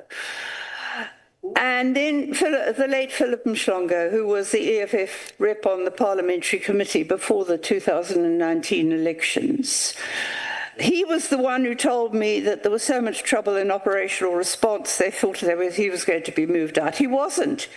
I was told that he was remained in operational response and then was deployed as a project manager. And this came from someone who was in management at the time of the establishment of the task team, that he was actually structurally based in operational response, but he was deployed as project manager in the task team. And the project manager was the person who did the accommodation, the allowances and everything for the task team. Then he was appointed in the end of 2022 to be the head of crime intelligence. That's where the real conflict of interest comes in, that he's still the project manager and he's heading crime intelligence. It doesn't matter. As I said, he wasn't structurally there. I was told he was doing it while he was operational response. But he was, in fact, the project manager for crime intelligence. That was the official designation. I was told by a member of management at the time the team was established. I put it to you that they were misleading you. General Khumalo, and I'm going to say this for the last time, does not hold two positions, and we're going to leave it at that. What is his position in terms of the police? He's the head of crime intelligence, and that's it. And he's allowed to work outside of, and he's allowed to work in any province, and he's allowed to head up task teams. But he's allowed to lend his skill to any situation in this country that requires it. Are you talking about his crime intelligence position? I'm sorry, I'm trying to understand. I was told he'd remained in operational So I'm asking you who told you that so that we can call out that person who's misleading you. Well, he does not hold two positions. He has one letter of employment with only one position. How do you know it's Let me tell you something. Mary. Let me tell you something. Somebody... Let's move on, Chair. I'm just saying that I've seen that police records have been changed by somebody who was acquitted by a court and saw that on the police records. So you're saying that his police record has been changed and he holds two positions and he's getting paid two salaries. Is that what you're saying? I'm not saying he's getting two salaries. I'm saying that he's in a structural position. He's getting a salary. I have no idea where he's Chair, please. Protect me. Project manager. Chair, please. Oh, because you're going to tell me I'm breathing down the witness's neck. The witness is taking us on a wild goose chase here. Nobody knows. No, let's wait. It's their word against. I'm telling you what I was told about the setup. Dr. De Haas. Yeah. Let's wait. She did not say project manager. She says, Chair, protect me. And you. No, I was just puzzled. I'm not saying you're wrong. I've heard that. No. I want us to wait. Let's wait. Chair, this is very serious, Dr. Mary. What I'm referencing here, your instruction to the Minister to instruct the National Commissioner, paragraph 4, your allegation that that General Khumalo holds two positions, and also in paragraph 9 of your letter, gross irregularity, use of national resources unheard of. All of these things based on hearsay. This is what your letter contains. Look, this is what your letter contains, and this is what the minister acted on. Oh. The minister said that he acted on your letter. This is what you instructed. This is your evidence, and you are arguing today. No, I mean, I reported in good faith what I got from credible sources. Khumalo was present with the task team, whatever his structural position was. Dr. Mary, we are meant to probe this letter. We are meant to probe what you put in this letter so that we can understand why you put it in here. That's what I'm trying to do. I'm referencing all your paragraphs in terms of your ask to the minister, and I'm putting it to you that it is incorrect. I'm saying to you that you cannot have a conventional response to unconventional patterns of crime unfolding in this country. You are saying it is unheard of. Everything that you have said here today goes back to the 80s. You are stuck in the 80s way of policing. I'm saying to you, we can have task teams. I'm saying to you that we can have national units deployed to provinces. I beg your pardon, I'm not stuck in the 80s. I'm stuck in what I learned about policing in the 90s and how you dealt with task teams. And before the policing went downhill after 2000. Dr. Mary, this is no laughing matter. I'm sorry. This is no laughing matter. State security has been compromised because of this letter.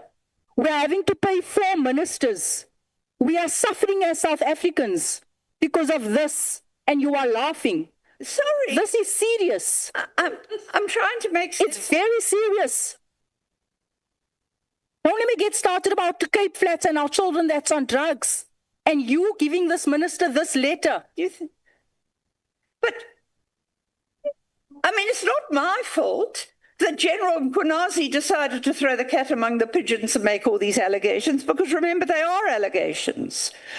And when I wrote this letter, everyone was telling me that Khumalo was handling the task team stuff. Right. The crime intelligence people were alleging that they had no money because it was going to the task team. I'm not able to look and verify police records. You know, you're not even able to verify the content of your own letter. What else? You're not able to verify your sources. You're not able to verify anything in here.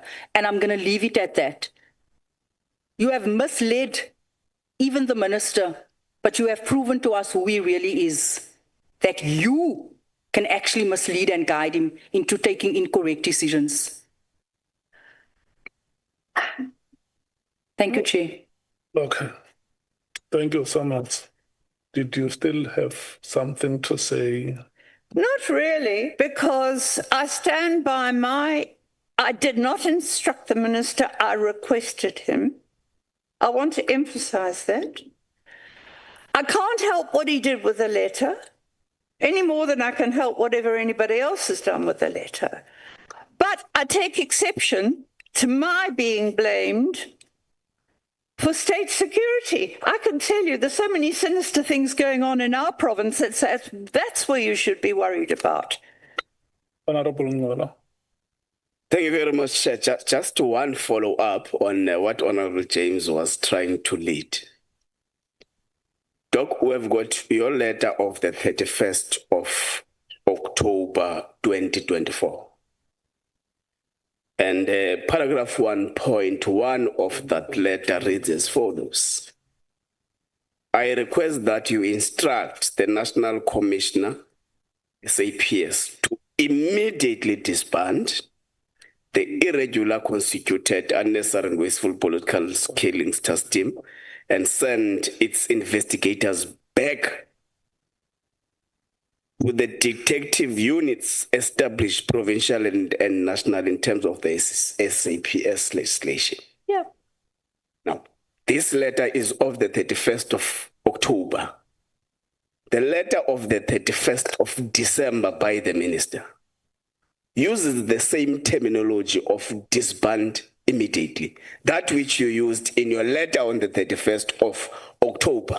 Wait. 2. The minister is on record here saying part of the plan is to take those that were in all the information or the work that was done by the PKTT to the murder and robbery unit, which is what you are saying in paragraph 1.1. 3, the minister is on record saying part of the basic reasons they to dissolve the PKTT is on the basis of the expenditure, which is what you are raising in your paragraph 1.1. So do you think that this letter you wrote on the 31st of October 2024 actually influenced the decision of the minister to dissolve the PKTT? I don't have any evidence. Before you respond, sorry. Number 5, on the sworn statement of the minister on page 23, he also uses the words that you have used, that the PKTT was irregularly constituted. Yeah. No, I've said that. I've said that all along, that it was irregularly constituted. If it wasn't having a clear line of of reporting line with people in relative positions able to evaluate the detectives. And I think when, I didn't say murder and robbery, I mean, they had come, a lot of those members had come from stations all over the country, and they weren't even necessarily detectives. Those that were detectives should be going back to where they were based as detectives, and those that were not were in the provincial teams. We had two different provincial teams, and they should go back to the provincial. That's all I was asking. I didn't stipulate where they should go. No, Doc, you are not answering. No. 31st October, you write a letter using a certain terminology or wording. 31st December, the minister writes a letter using the same wording. Last month, the minister appeared here, and in his testimony, he is using the same wording. Now we're saying, did your letter of the 31st of October influence the decision of the political killings task team? Well, I can't say yes or no because I don't know. All I know is it presumably influenced him, but I don't know if it was I can't say it's the only reason he did it, because it seems that he'd been looking at finances, from what I recall, before that. I mean, I don't know. And now I'm getting blamed for destabilizing South Africa. I mean, truly. No, it's not. I mean, that's what the Honourable James is saying. But they're not apportioning the blame. They are asking questions for you just to respond. I'm trying. Yeah, okay. Yeah. I've responded as well as I can. No, yeah. She said she has given her best try, Honourable Nhlanhla. Can we, before we take the Chief Whip, go to Honourable Novembe, and the last will be Honourable Skhosana? Yeah, no, thanks, Chair. Chair, I think I understand the frustration of Honourable James in this context.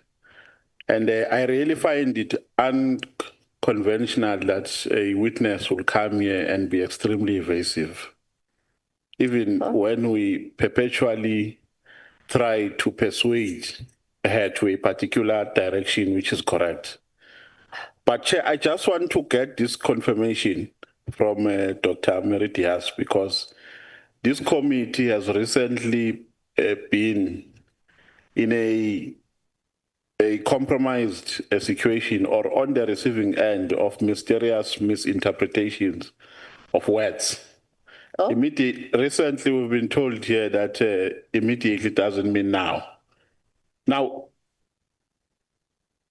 in this letter dated the 31st of October 2024, on paragraph 1.1, I just want us to deal with 4 words.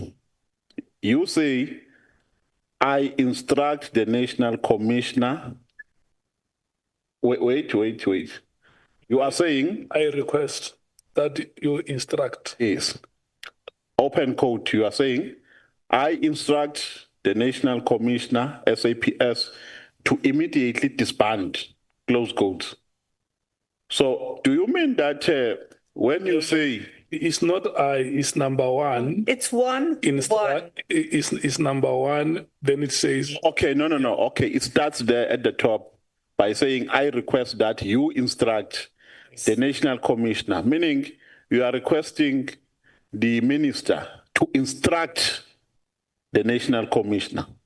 It's his role. He has to guide and instruct the national. Now, when you say to instruct, do you mean, because you are saying he must instruct him to disband immediately? Now, the question by Honorable James is that immediately after this letter, a letter was issued on the 31st of December, executing exactly what you have requested. So it means that your request was executed accordingly, with no deviation.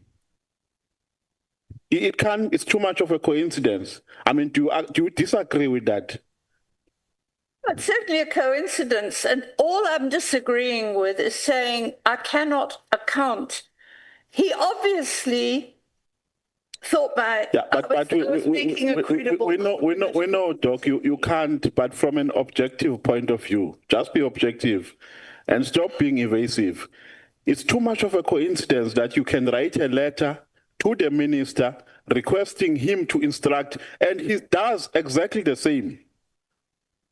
The fact that he is quoting me suggests it, but there's a principle in research that if two events happen at the same time, there's a correlation and not necessarily a causal relationship. But, I mean, if he's saying that I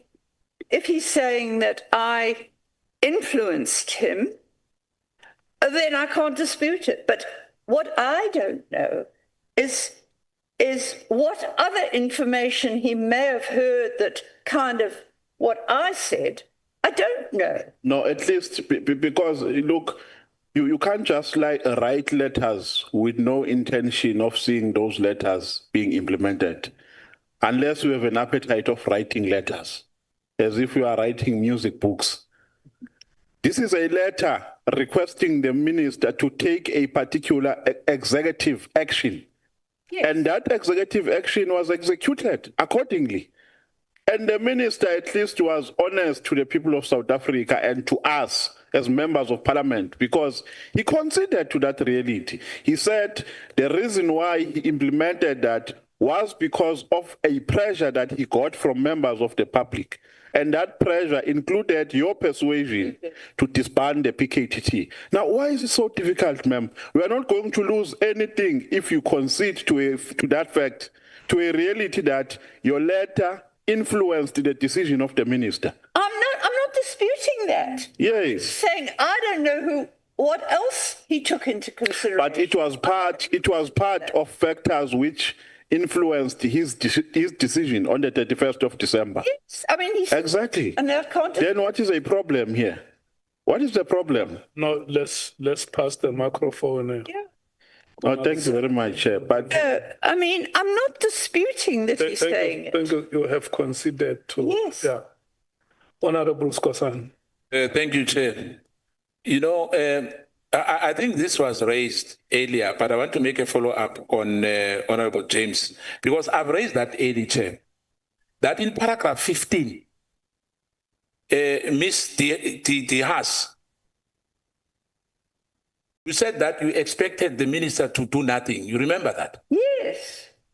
In paragraph 16, you expressed shock that he acted decisively and disbanded the PKTT.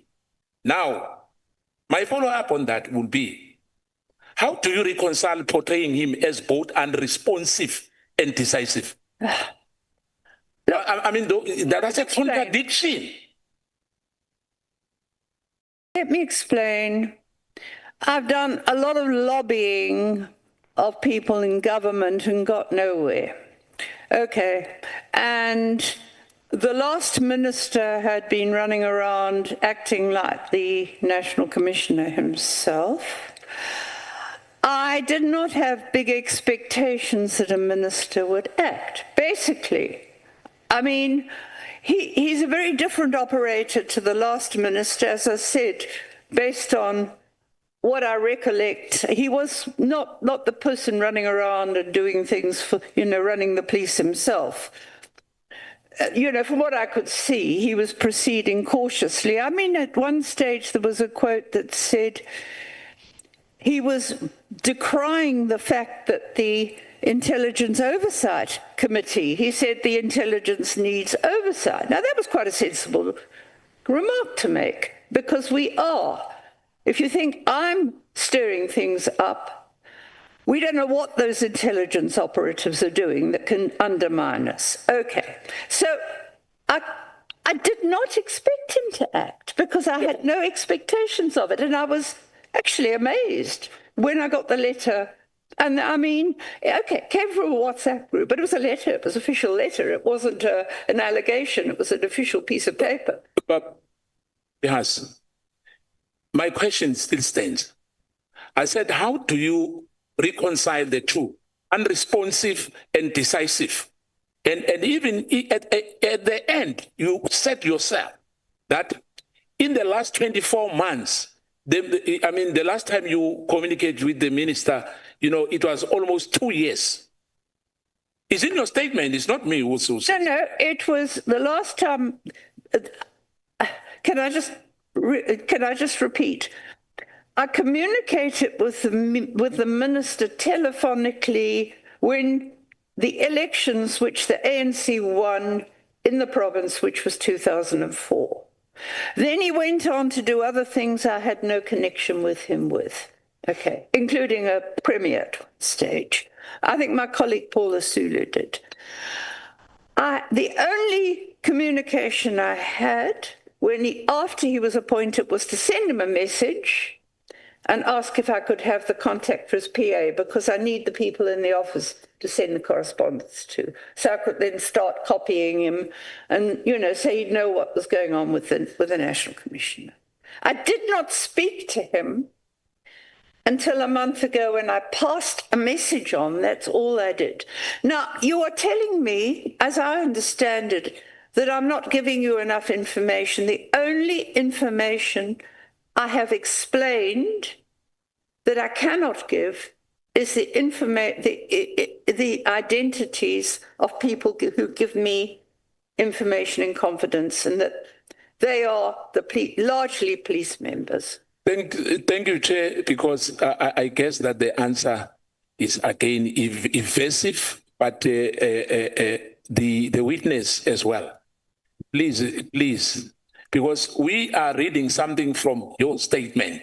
All these questions which are directed to you are from the statement you've given us. It's nothing personal. It's from you. Hence, we are asking you, Ms. de Haas. Thank you very much. Honorable Cameron. Chair, I just have one question for clarity, and that is to Mr. Haas regarding the letter to the minister. If you weren't expecting anything to happen, what was the point of writing it? What did you want to come out? I put on things on record, and I wanted the committee to know about it. I mean, you know, I thought you could have maybe questioned him or something. No. I'm speaking about the letter to the minister. I mean, otherwise you're shooting blanks. No, but I copied it to Parliament. No, but the point, that's what I'm asking you. Yeah. Why did you send it to the minister? What was the point of you sending it to the minister? What did you want out of it?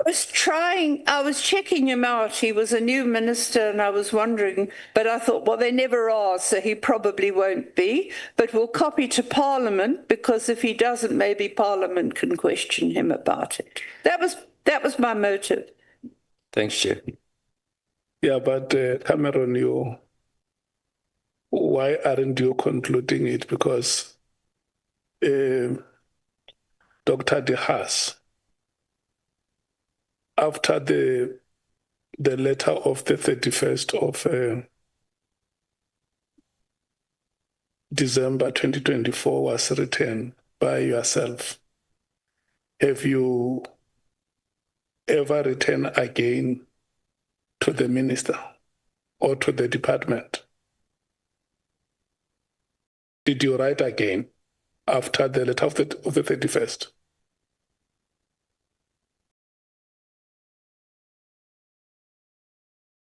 Oh, sorry, me. Yes. Oh, sorry. Yes, I did. I wrote to the police commissioner. Well, whatever I sent to you. Yeah. I wrote and I copied to Parliament that the task team was still operating. No, yes, I'm saying after that letter of the 31st. Yes, I did. Which letter did you write? I wrote letters that I did forward, I think I was asked to forward all what I had, and I had written, after the disbandment, I had written to, I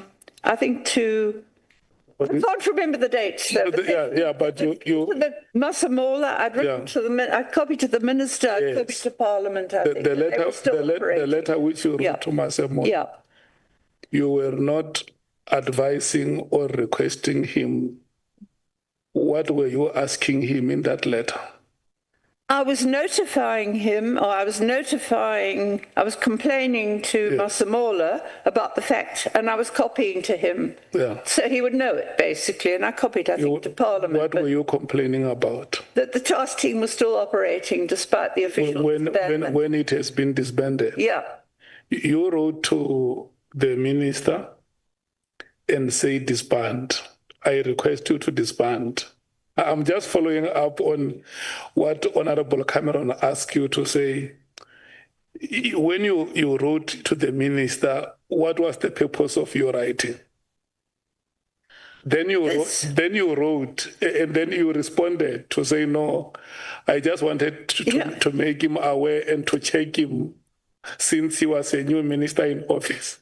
Look. But then later, in the new year, 2025, you then wrote to the police commissioner to complain that why do we still have the PKTT when there is a letter of the 31st of December which instructed you to disband? I did. You did that? I did. I think I did. I haven't got the dates with me. I don't know if they're here. But I definitely wrote, because at one stage I wrote to him and I pointed out that they were abusing people in court. Yeah. I wrote to him and said, why have you got a case that's got nothing to do with political killings? I mean, this was all after it, and I would have copied to the minister and I think to Parliament. Yeah. Okay. Chief Whip, may we... No, thanks, Chair. I'm going to try and be, Dr. de Haas, I want us to work together very efficiently. That's my appeal. So that we can finish in the next 10 minutes. Please. The first question I want to ask you, when you did your master's, which is your highest qualification, what was the topic of that master's? What did you focus on your research? Changing patterns of black marriage and divorce in Durban. It's 350 pages long, based on many hours of participant observation and every other possible. You couldn't do coursework masters. You see, you don't realize that coursework masters. Yeah, you answered. You are done now. You're done. Same as research. No, we are done. Okay. I wanted to know. To explain that. So your highest qualification research formally was about changing patterns on black marriages. So I've got a lot of stuff published in peer-reviewed journals. Okay. So at what point did you start immersing yourself on the security matters? Okay, I tried to explain that. I was pulled into it because people that I was working with in research, whether it was on marriage or Shabeens or whatever, I'd done reports for the Human Sciences Research Council. They'd given me funding, and that was what was distracting me. In fact, the Human Sciences Research Council wanted to publish my book on marriage, and I never had time to do that either. So all these people that I was making contact with through research were coming to me and saying, we're getting attacked. And anthropological research is reciprocal, because you spend a lot of time with people, they give you at their time, they help you, and you give back. You give back to them, and this was my giving back. Okay, I'll see what I could do about all these attacks on you. And that started it. It's not something I ever chose to do research on. Okay, but my question was, at what point? Well, whenever the violence started taking off, 1983, I think. Okay. Yeah, particularly 83. Okay. I just want to understand this on your statement, the main statement, the witness statement. I think that's what it's called. I usually refer to as a main statement. Yeah.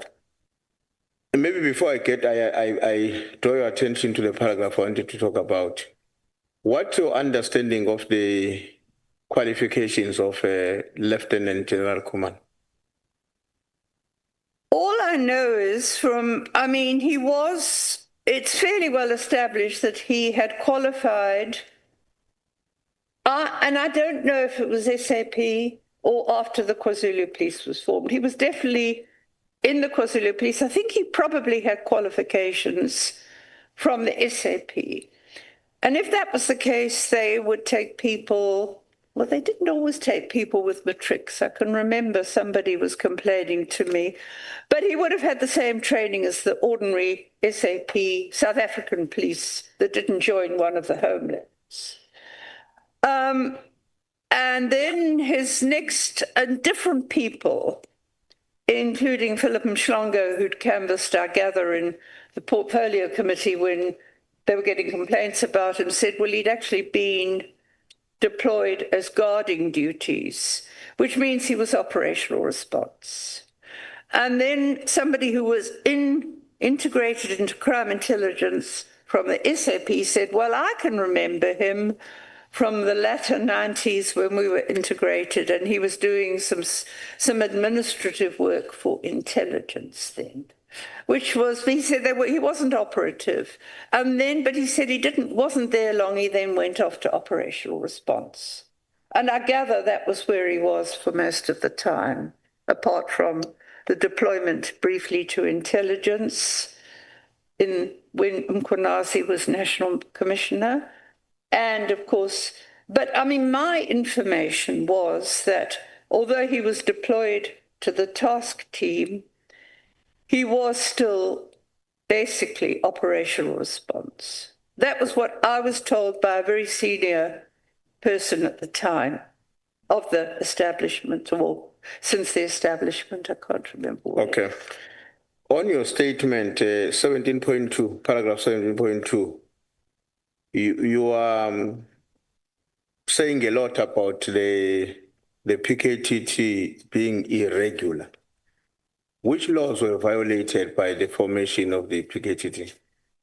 It's not just, look. Or is irregular in what sense? It's irregular in terms of any detective team I've ever come across, because a detective team by its very objectives is composed of detectives. I mean, it stands to reason that you get someone who's a detective, and I've tried to give you an example of the sorts of structures that were in place after the end of apartheid. So it's your contention that the 126 people you are concerned about as a number were without dictative capabilities? Well, not senior, I gather, because the senior guy soon left. Initially there was a senior detective. I'm concerned about the number, because why do you need such a big number of people in one province? I mean, even the investigative task team had about 30 people in, I think. But it's necessary even. Did you spend time as a researcher to make an inquiry about what is the work of the team of such a big size? Or you concluded that because in the past, teams were never constituted to such a number, therefore automatically this one is irregular? Oh no, it wasn't the number per se. It was the strange structure of it, that you had it. As I said, it was not supposed to be. It was supposed to report nationally, and that wasn't maintained. But the province was the reports through the provincial commissioner, and with a senior detective overseeing the junior ones. That was the way it was set up. But then it soon changed. So the irregular part is that it was reporting to the province or national. I didn't get you on that. The reports to the national fell away, although it had been set up to be overseen through reports by the head of detectives now. How did it fall away? Because you still have a coordinator who is occupying a national position, a substantive position at a national level. Well, this is what I don't understand, because the man who took over from the first one was called Mkhwanazi. He occupied that position, and it's impossible to check because he died of poisoning, actually. But that's beside the point, but he's dead. And this can be canvassed about. I was told that the first one was very good and insisted on all the reports, so it's quite possible that he didn't bother to follow up. I don't know. I'm speculating. All I know is that I was told definitely that the reporting line ended with the deputy national. We have been told by various witnesses who came before, especially from the police department, that one of the major value of having members of a task team coming from different parts of the country and at times being changed regularly so that they don't stay too long in one area is to protect them against local influence. And somewhere in your statement, you also make references to police being prone, and I'm paraphrasing you in this case, police being prone to corrupt activities or their conduct resulting in the state spending a lot of money on civil claims. Well, they did. So why do you see a problem then with the establishment of a team whose composition is also designed to mitigate against what we are complaining about as a usual practice in various... It can be used for all sorts of purposes. It may be the ostensible excuse, but if you can check the records of detectives. If they have a record where they've got high court convictions, where they do well, you're pretty safe with them. And some of those people were deployed initially to the task team and they were removed the minute they started making uncomfortable, when I say uncomfortable, politically uncomfortable arrests, like the mayor of Newcastle, for example. The man who was seconded to that, who is an excellent detective, got out of it because they didn't want him, basically. And the charges were withdrawn against the mayor of Newcastle too, by whoever, prosecutor, whatever. But they were withdrawn and the witness died. Okay, my last question. You are making reference, I think this is paragraph 17.1, when you were arguing that there was a let me just read it verbatim. On sentence number 2, as the task team that was being formed, the provincial team was securing a conviction for the murder of the Ramaphosa supporter whose name was top on the hit list, blah, blah, blah. Have you ever been a member of the ANC? No. Oh, hang on. I joined very briefly, but I didn't stay.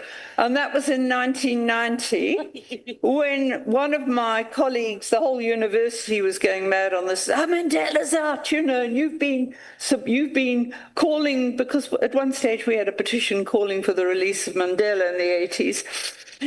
How can you not join the ANC? All right, I said, but I didn't keep it up. I didn't renew it. I didn't go to meetings. I mean, it was... got out of all politics. I was still a member of the PFP, so I was a member of both of them, and I withdrew from both of them. It just was not appropriate for me. Okay. And then how do we define a Ramaphosa support? Or how does an external person who's not in the ANC would define a Ramaphosa support? Well, the people that were claiming this were very long-standing ANC people that said there were factions. So, and it was not just me. I mean, it was getting around everywhere. I mean, that there was this fierce competition it was about, like most politics, it was about controlling resources, I guess, and for some people, idealism with it. It's a mixture. Politics is like that all over the world. I mean, you want to see a book that's written about British politics, how they broke Britain. I mean, it's not just here, the politics of politics. No, why I'm asking this question is because the way you have frame it on your statement. Oh, right. You are not we are not appropriating All right. Okay. this classification of that conviction to somebody else. You are writing as a first person. Yeah, So that's why I'm asking you, because in the statement you are not saying, I was told, I happen to be made aware, or anything of that sort, that therefore the person who was being convicted was a Ramaphosa supporter. What's his name at top of the hit list? Somebody sent me the hit list that was alleged. So somebody sent you a hit list, and the title of the hit list was Ramaphosa supporters. Yeah, the hit list was circulating. It was even, I think, in the media that there was a hit list circulating. But I mean, his name was top of the list and he got killed, and another one there was an attempt to kill, and then they got rid of the municipal manager who was in the wrong political camp. Yeah. Okay. No, I wanted to understand that, because I was a bit unsure what is meant by that, the way it is written on the statement. Thank you very much, Chair. Thank you, Chief. Honorable Skosan. Thank you, Chair. I just heard Ms. de Haas saying he was a member of PFP and the ANC. Quite interesting. But I wanted to find out, Mrs. de Haas,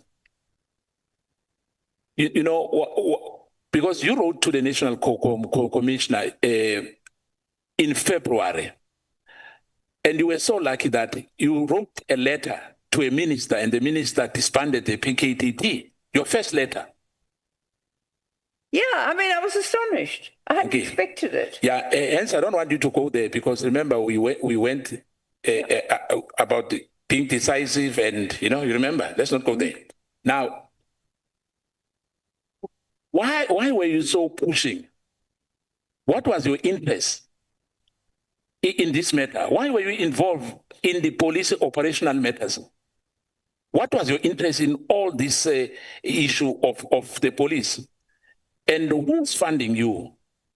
I'm just now trying to find out from you, because I hear you talking about resources and what. Who's funding you, Ms. de Haas? Nobody's funding me.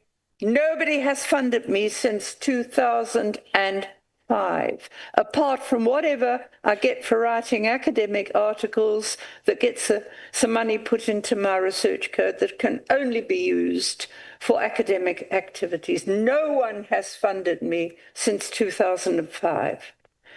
That's the first thing. What drives me? Well, I don't know why it sounds so strange. I have a passion for justice, because I deal with people day in, day out. All they want is justice, and they're not getting it.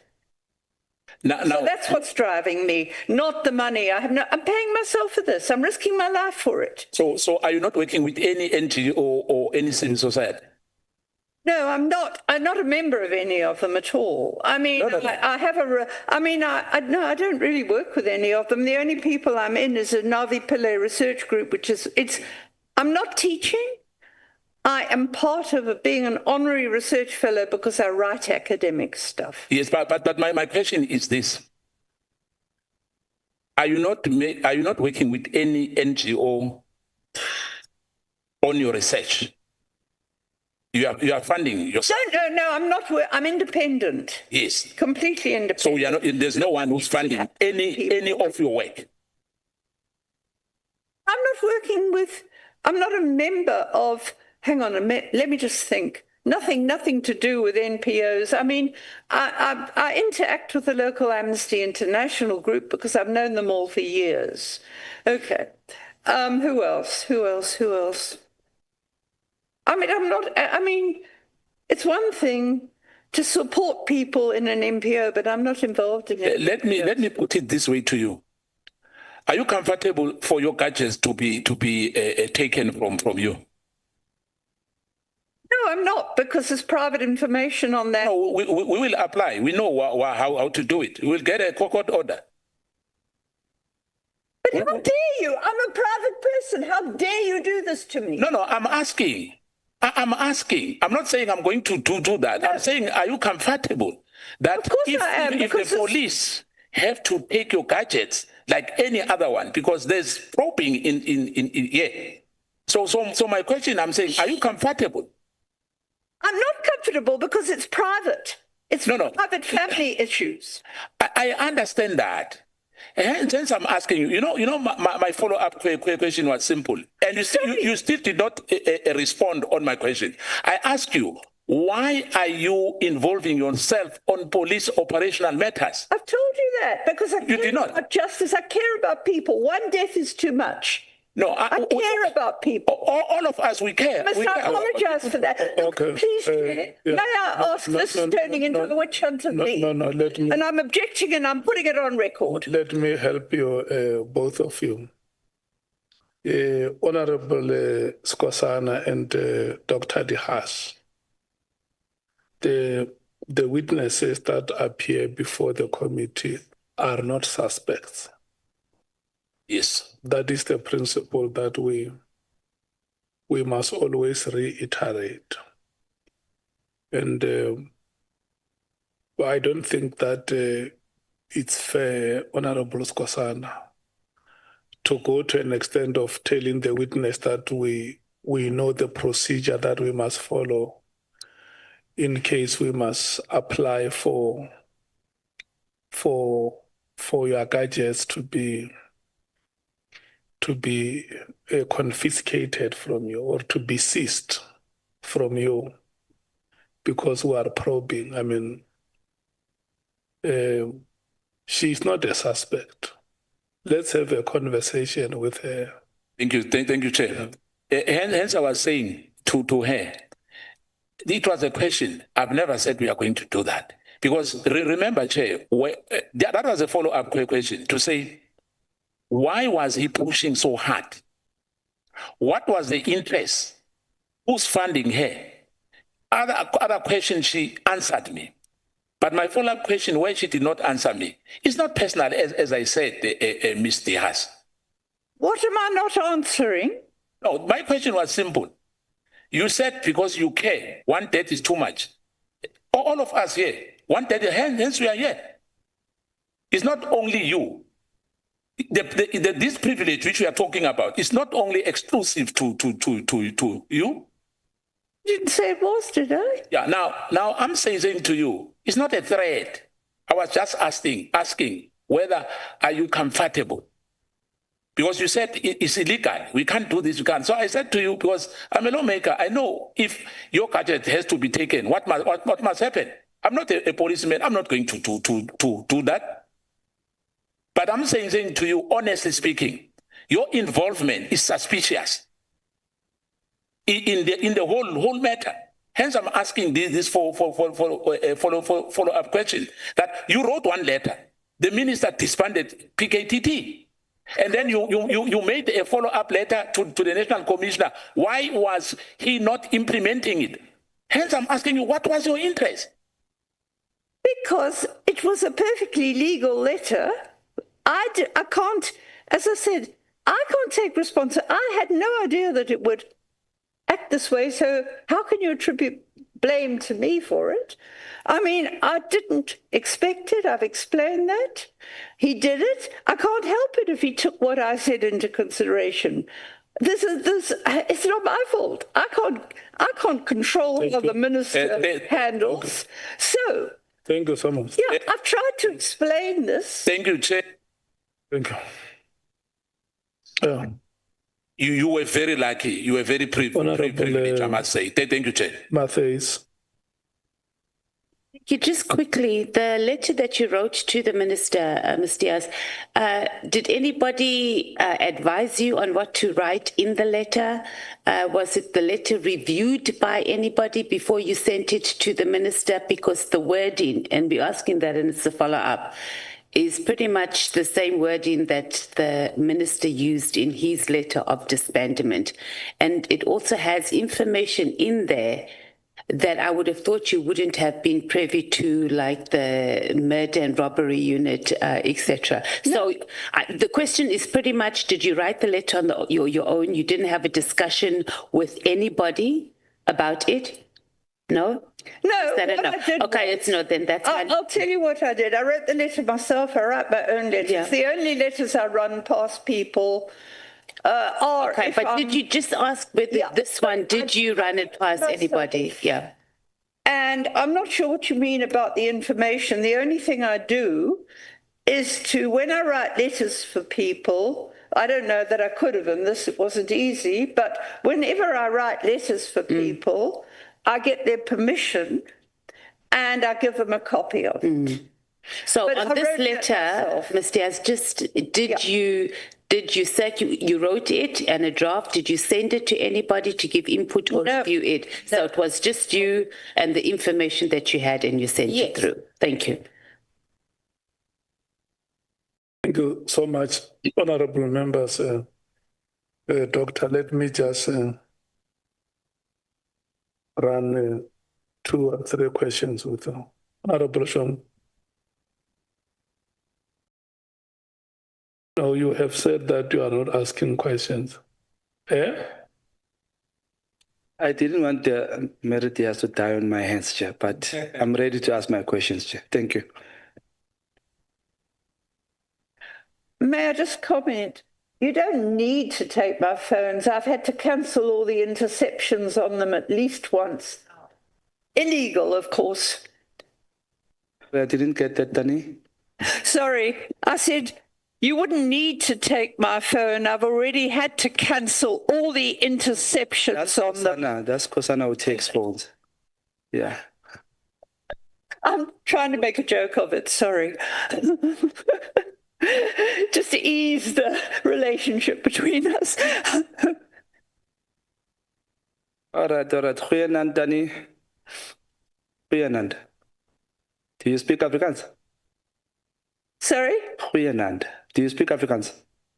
Who? Do you speak Afrikaans?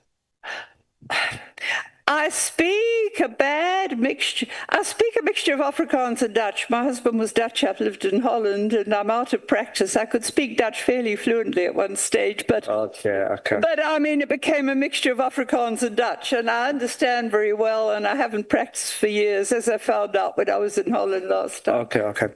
Quickly here, Ms. Diaz. You know, there is money that was budgeted for investigation on Premier Oscar Mabuyankulu. Is Mabuyankulu, ne? He was supposed to be investigated for his qualifications.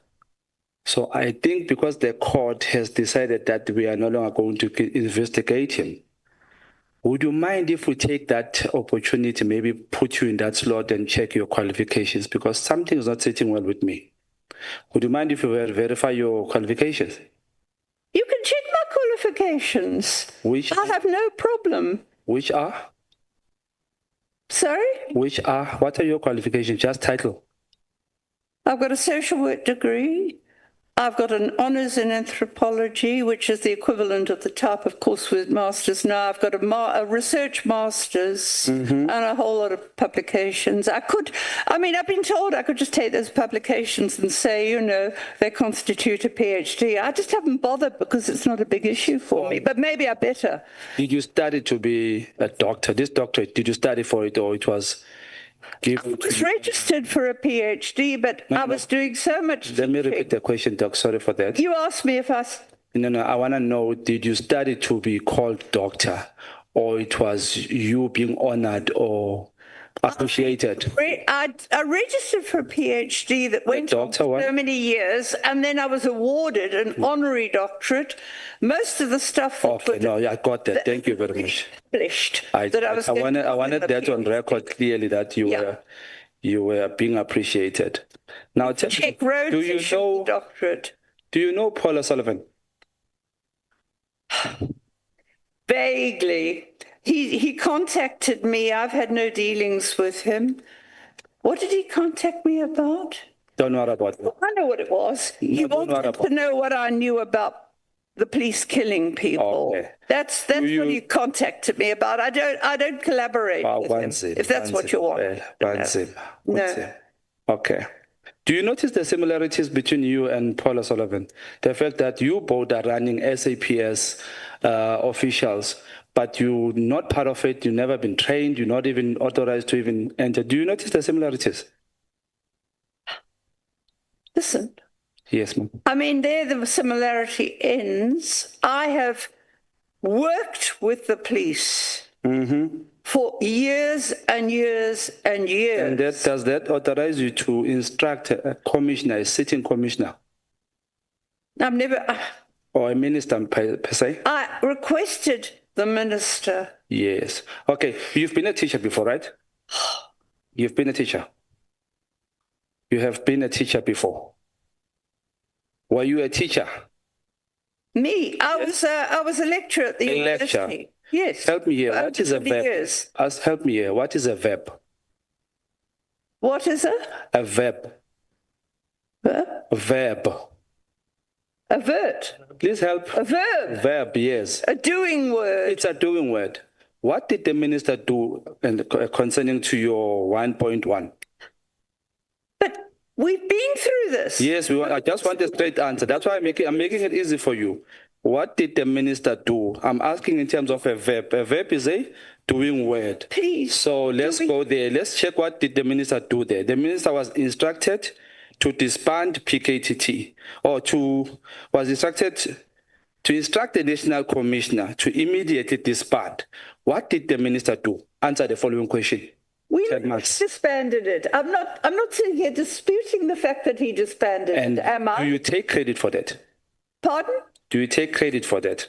No, that you did very well. Because I don't know if there were any... I cannot speak for the minister. How can I take credit? No, I'm just asking in terms of your letter. Do you take credit? Like I contributed to it. I don't know if it was more than me or not. Okay, Danny, calm down, Danny. Calm down. You're asking me for evidence, and I can't give you evidence. No, I'm not asking for evidence. I'm just asking about your letter. Do you think? Yes. Do you take credit for your letter? Do you think your letter did something well? Well, it seems to have influenced him if he referred to it. I appreciate that. But what I'm saying to you is, I don't know what else influenced. I'm not privy to it. Do you think Minister Mkhwanazi is corrupt? Do you think Minister Mkhwanazi is corrupt? Well, I start with the assumption that almost everybody in politics is corrupt and they have to prove otherwise. Sorry about that. And they are sometimes proven otherwise. Do you think he must be fired? Sorry. No, look, I'm being a bit cynical there. I don't. He may or may not be. I have absolutely no idea. Do you think he must be fired? I don't see any reason to fire him. He was doing sensible things. He made enemies because he was also trying to clamp down on gun control. Okay. That's very good. That's very good. Tell me this. How credible are ANC members? Very varied. Sorry? Very varied. Very credible. Like all the politics in this place. You've got new ones and you've Let me repeat how credible do you think ANC members are? How can I generalize when they're so... I mean, there's very good, credible ones and there's some that are absolutely corrupt. So... It's like all politicians. You get a whole range of good and bad. There's a range of good and bad. So you're saying in the ANC there's good and bad? Well, I think so. I wouldn't like and to you are a generalization like this. And you are privileged that only the good ANC credible members come to you and give you information about the death of councillors in the KZN areas. No, not only them, because some people, I have no idea where they stand in the ANC. The people who tell me about people who died. I'm asking you this because you said the political killings were based on Zuma. And I struggled to find facts on that because there was a DA councillor that was shot. There was an NFP councillor. There was an IFP councillor. So how is that connected to Zuma? Were this coming from the credible ANC members? Was this info coming from them? What do you mean, the political killings team? Yes. It came from not the team. It came from clearly, and I think No, I'm asking the people who died. You said ANC members gave you information. Who died? Sorry? There's the range of people that died. Most parties, NFP, IFP, ANC. So you said they died because Zuma was involved. How did you say that? That was the specific municipal elections I referred to, when the competition was really fierce. Okay. I'm not talking generally, the people of all political parties that are dying. When the NFP broke away from the IFP, there were a lot of killings between IFP and NFP. The situation varies according to the context of the time. I'm worried, Danny. I want us to finish because I don't want you to die on my hands. I want to go to heaven, serious. Tell me this, Danny. Honorable, sorry for that. I withdraw, Chair. Yeah, you must withdraw that statement. Tell me this, Danny. In your own judgment, General Mkhwanazi and General Sibiya, if I may add, Officer Makhubu, whom you spoke about, who's an honest police officer or who's credible between the three of them, according to you? Makhubu. Without a doubt. And how did you come to that determination? Because I saw how he'd done his work in various cases. So did you go with him to work in many places? No, look, I'm sorry, this is wandering right off. I mean, I have helped Makhubu recently because he's under threat of death. Okay, let me ask you this. And I knew him when he was doing investigations and he showed real care for his witnesses, that they were properly treated, that they were in. So I've worked with him on and off for years, but recently he is in danger of being killed. They broke into his house one night, and it wasn't a break-in, it was a... So ma'am, if I may ask... And threats he's followed. And it's all the me. You're saying to me a police officer with a gun came to you because he fears that his life is in danger and then told you whatever information so that you can take the very same information back to SAPS where he should have taken it. I didn't say Makhubu did it. What did Makhubu do that is so good? What did Makhubu come to you? He's got a record in the Hawks of cash in transit successes. Yes. He came to me initially because he needed help for, And how did you help him? It's got to do with how did you help him? Okay, let's make it short, ma'am. How did you help Makhubu? He had a witness that he was scared was going to be let out of protection, and that they were about to kill him. How did you help him? I helped him by writing to the Witness Protection Program and saying, will you please be sure that this witness is properly relocated because there are plots to kill him. And what did they do? They did. They did exactly that. Yeah. Per your request. Because that was what was due to her. Would I be wrong if I would say you instructed them to help Makhubu in that way?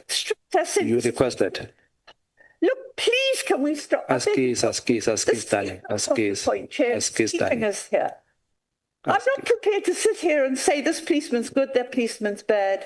No, I want, because you said it on record that Mkhwanazi is not a good police and the other. So I just want to identify whether, because if a police officer doesn't give you information, to me it seems as if they don't give you information, they are not deemed to be good police. That's not what I'm basing on. I'm basing my judgment of Mkhwanazi on what his police have said after they were arrested. They were dismissed for no good reason. The language he used towards them, if it was correct, they got their jobs back with arbitration. They did not even get a hearing. It was a legal dismissal. Arbitration put them back in, and he sent them away again. He wasn't allowed to because he wasn't supposed to take it on review. So he doesn't really act in all the interests of some of his policemen. But, I mean, he is also, and I mean, I've put this in it. And all I want is somebody to ask him. It's in my, I mean, there's a police note that he interrupted the arrest of a convicted drug dealer. You know, Danny, let me interject. My worry. Let me interject, Danny. Let me interject. My worry is one. people who I seem to be associated with Minister Mkhunu, all of them, their characters is now questionable, and actually I'm questioning his judgment regarding that he took the advice from you of disbanding PKTT. Checking your character, I'm not convinced by your character. Hence, I'm saying even your qualifications, I'm starting to doubt them. That's why I'm going to qualifications, and I'm not a listen. What are you doing? With police for 30 years and know what's allowed, what's not. Some of them have been management members. So how come is it difficult for you to answer a simple question? How did you determine that Officer Makhoba is good compared to Mkhwanazi? Because I haven't heard any reports. I've heard about him not being, I mean, he may be for all I know, but I do know he's won cases. I do know that there's some that... But we do agree that both of us, we now are maybe confused by the judgment of Minister Mkhunu that he relied on your letter. He also relied on General Sbiya, now Gabinde as well, if I may say. What does that say about Minister Mkhunu? No, if he has. I don't know the whole story. All I've heard is parts of the story.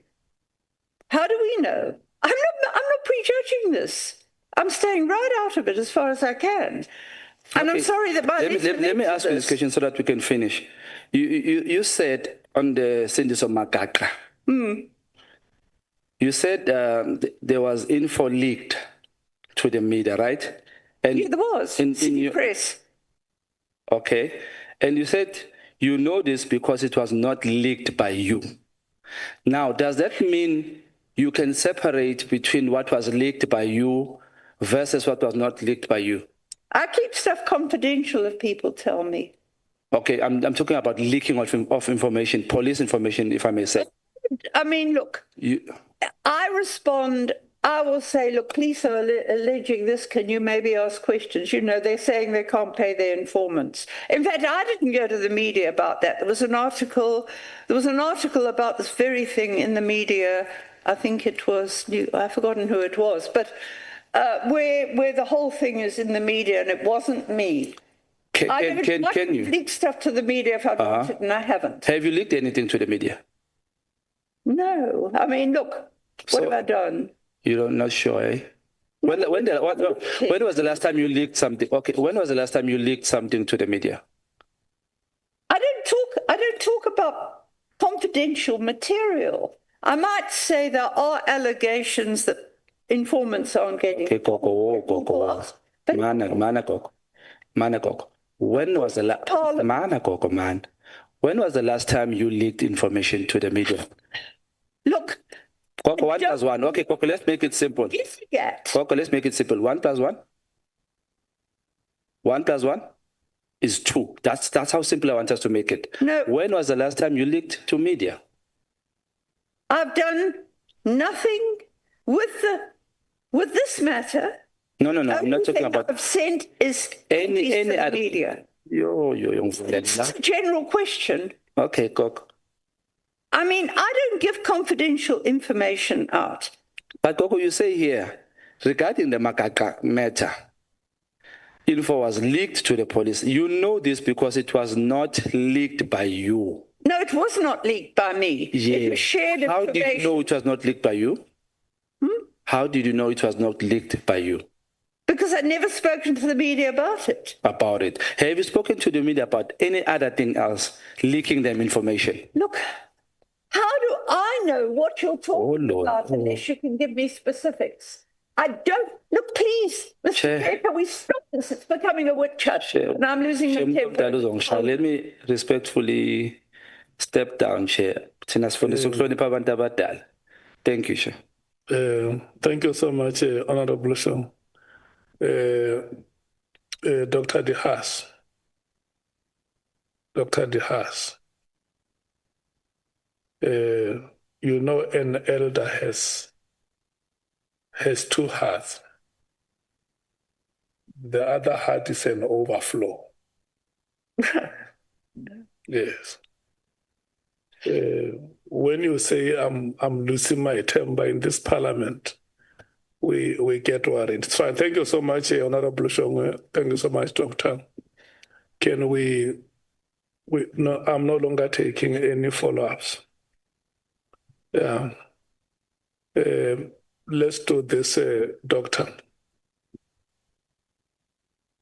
In the letter that you wrote on the 31st of October, on paragraph number 2, I see you use compulsive words there. What did I say? Sorry, para 2. Was this my letter? Yeah.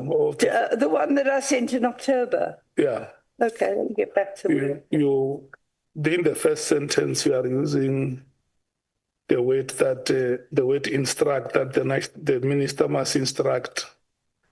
That I wrote. The National Commissioner, SAPS, to immediately disband the irregularly constituted, unnecessary, and wasteful political killing task team.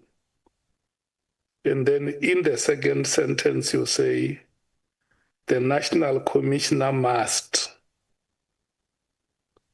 immediately stop the deployment of General Khumalo, who heads crime intelligence services, to this task team, which he did not have the qualifications and experience to command in the first place. Do you know General Khumalo, Dr. de Haas? General Dumisani Khumalo? I know he was operational response and not detectives. And to have, I mean, that was my argument. He's not a detective and he's basically running the team. And do you know how long he has been in the SAPS? He's been there since the 1990s, as I understand it. I'm not sure exactly when. It could be worked out, I suppose, in terms of his age and when he would have trained. So when it was the 1980s. Yeah, he was in the police. So when you say 1980s, do you want to mean early 80s or late 80s? I think he must have been trained in the first part of the 80s. Okay. I mean, hang on a sec, wait a minute. Where was he? Yeah, because he was in the KwaZulu police when it was formed, and that was 87. So he may have transferred there. As I said, I don't know where he did his training. I think he's in his 50s now, approximately. And do you know when he was appointed or promoted to the senior management position in the SAPS? I don't know. He was a brigadier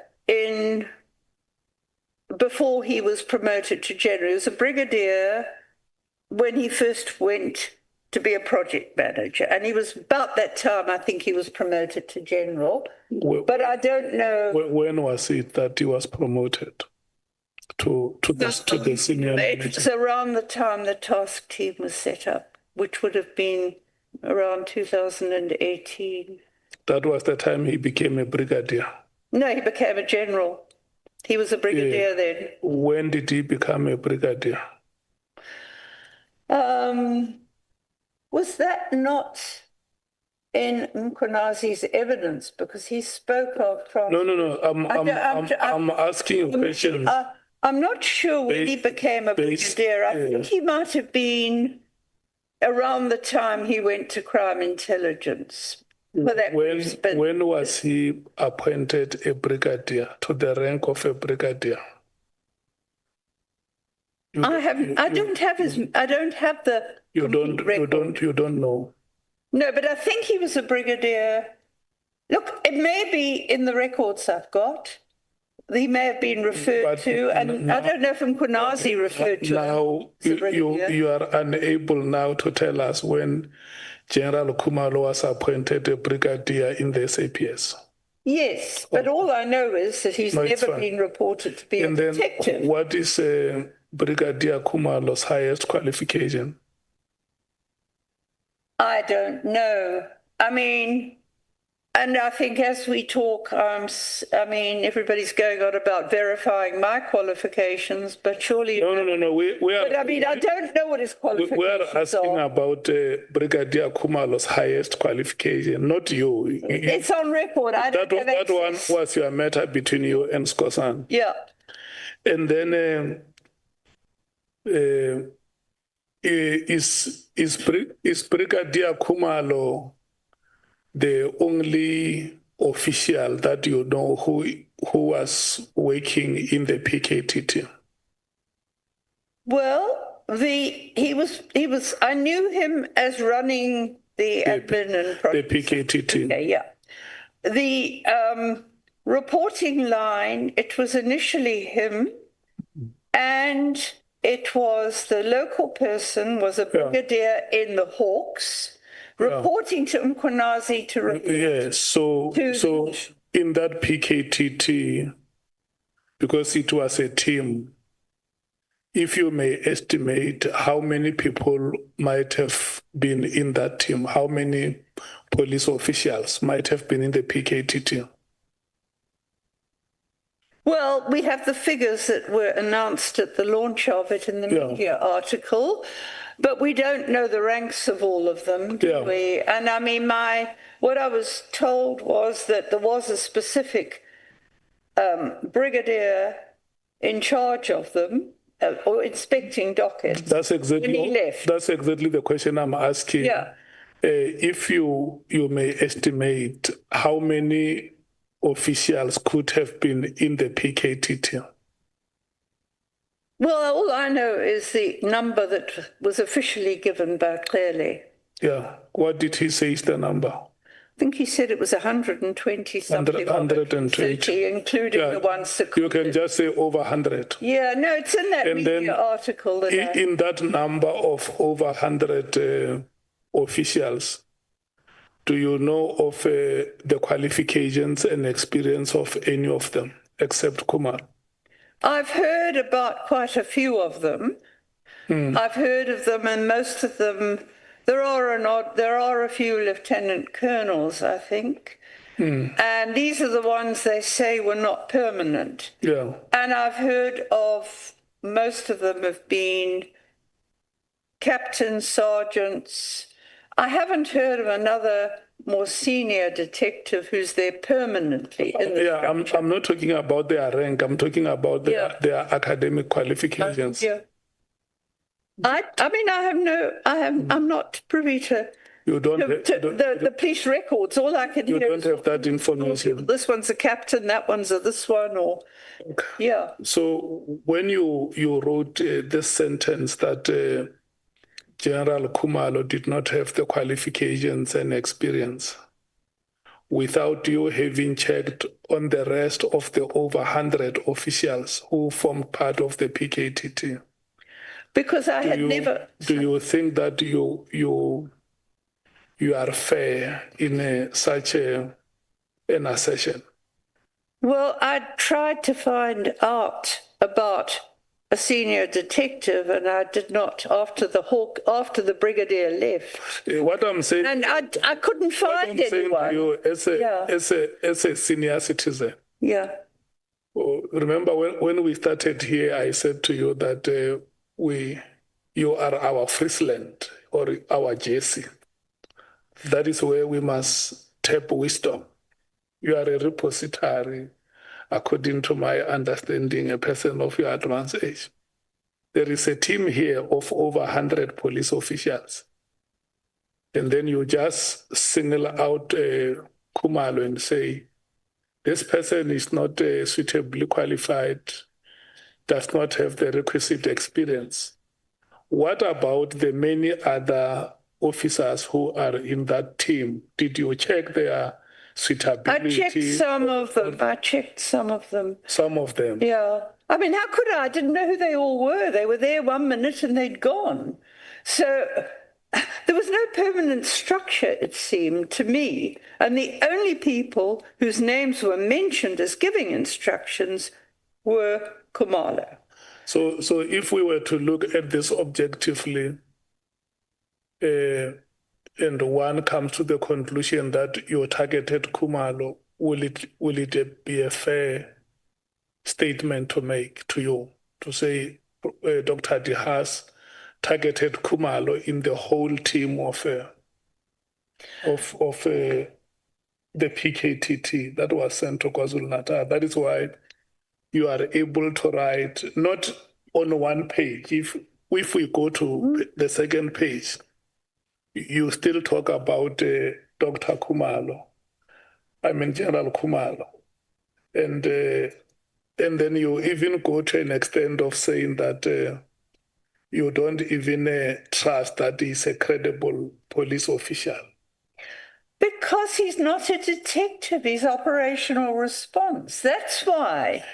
And so was this other man who was seconded, operational response. And so is Masemola, who is a buddy of both Khumalo and Mkhwanazi from years ago. I mean, Masemola was in this province as Deputy Provincial Commissioner. I dealt with him then. And he took no action when I told him there was paramilitary training up at Nongoma. Did nothing. And he was Deputy Provincial Commissioner. But that's where they all know each other from their operational response days. Let me ask you the last question. Because when you made your oral presentation, you said to us that, and you considered here after members probed you, you said that you concede that some of the evidence that you deposed in your statement has not been verified. I've agreed to that. And when you sent it to the authorities, you wanted them to verify and maybe even come back and report to say the things that you raised with us, this is how we process them, correct? Sorry, the things... I tried to put together my explanation for doing it. I had spoken to people. I'd got their description of what happened to their cases. That was all on record. Yeah. And I was... What happened then was, after I said that I was really concerned because of, as I said, all I was getting, no mention, and this was my problem all along. When they started, and I tried to get a sense of exactly who was running it, it was almost impossible, but that's not the way it should be. That's exactly what I'm saying, that having gathered this information that could be inconclusive or incomplete or unverified, why, when you wrote to the minister, you did not say to him, or when you wrote to Parliament, you did not say to them, I request, instead of saying, I request that you instruct the police commissioner to immediately disband? Why didn't you say, I request that we further investigate these allegations because I do not have conclusive evidence? Well, I could have done that, but I think that it was the sheer horror of what I was hearing. We further investigate these allegations, determine their veracity, and then where appropriate action is necessary, the authorities can see how they deal with this. I didn't do that because it had been going on for 6 years with very little results that were verified in terms of media. Well, we've got these successes. They'd been going when I wrote that letter for 6 years. And in terms of the number of people who died in the province, there was very little to show for it. So I thought enough is enough. I'm hearing horror stories about fabricated evidence, all people independently saying the same thing. The illegal actions, why have we got this team? I'm hearing about all the expenses, the NIU running away with them. So you did not request that those allegations be investigated? Because I did say an inquiry into them, I think, as well. I wanted an inquiry into them. So I said disband and inquire. What's my heading here? You said the body to investigate the task team and cases-related matters. Yeah, I wanted it disbanded and an investigation. Immediate disbandment. Yeah. It's not investigation. But why keep a team like this when it's not when it's just such a... I mean, it's a team that is just so opaque, if you want to say that. There's no clear structure. It's been going for 6 years. Okay. It's obvious they're spending a lot of money. We had provincial teams that were good. Okay. Why are we keeping it? It makes no sense to me. When you say the deployment of of General Khumalo must be stopped, is that an established practice in the public service that you can just act willy-nilly the way you say it without following procedure? Stop it immediately. Is that how? Well, if the team is disbanded, he had no role there if his role was project manager. Because at this stage... That's exactly what I'm saying. Is that how rash decisions are taken in the public service? Well, the public service, there's all sorts of strange decisions taken, and people are suspended for years without anything happening on full pay. Okay. You have not answered to the question. Oh, sorry, why did I not? You say, why did I not? Is that the practice in the public service that a political head or an administrative head can just be instructed to act like that? Well, he'd been deployed, but he wasn't. What I was told, and the Honourable James says otherwise, I was told that it was a deployment from another fixed position.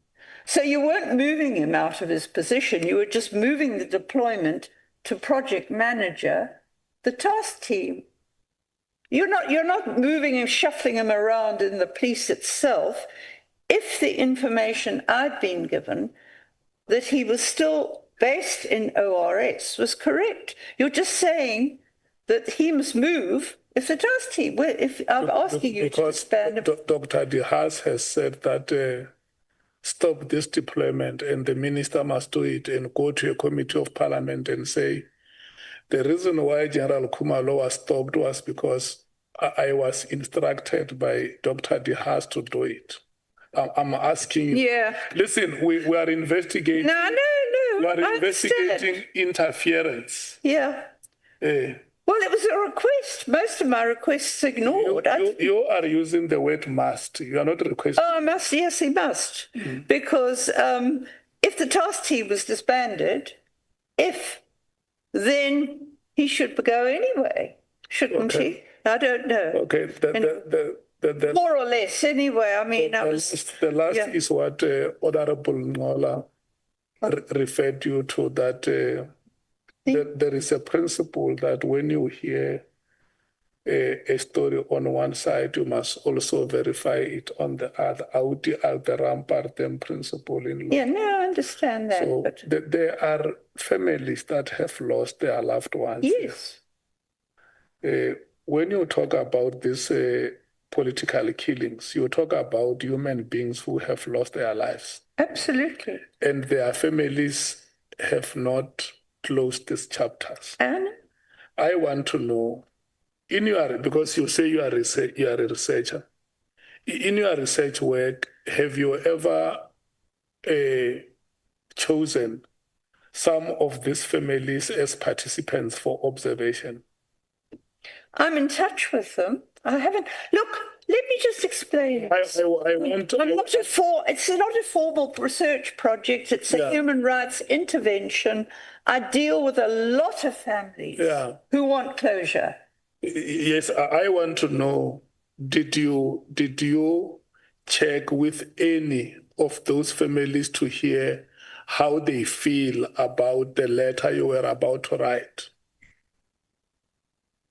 Well, the letter I was writing referred specifically to cases that I had. The PKTT is investigating cases that involve families that have lost their children. Well, and then you write a letter to say this task team must be disbanded without those families having got relief that is sought in law. But the detectives are still I want to check with you whether you were able to check with these families, how do they feel about the performance of the PKTT? Well, I've heard from them.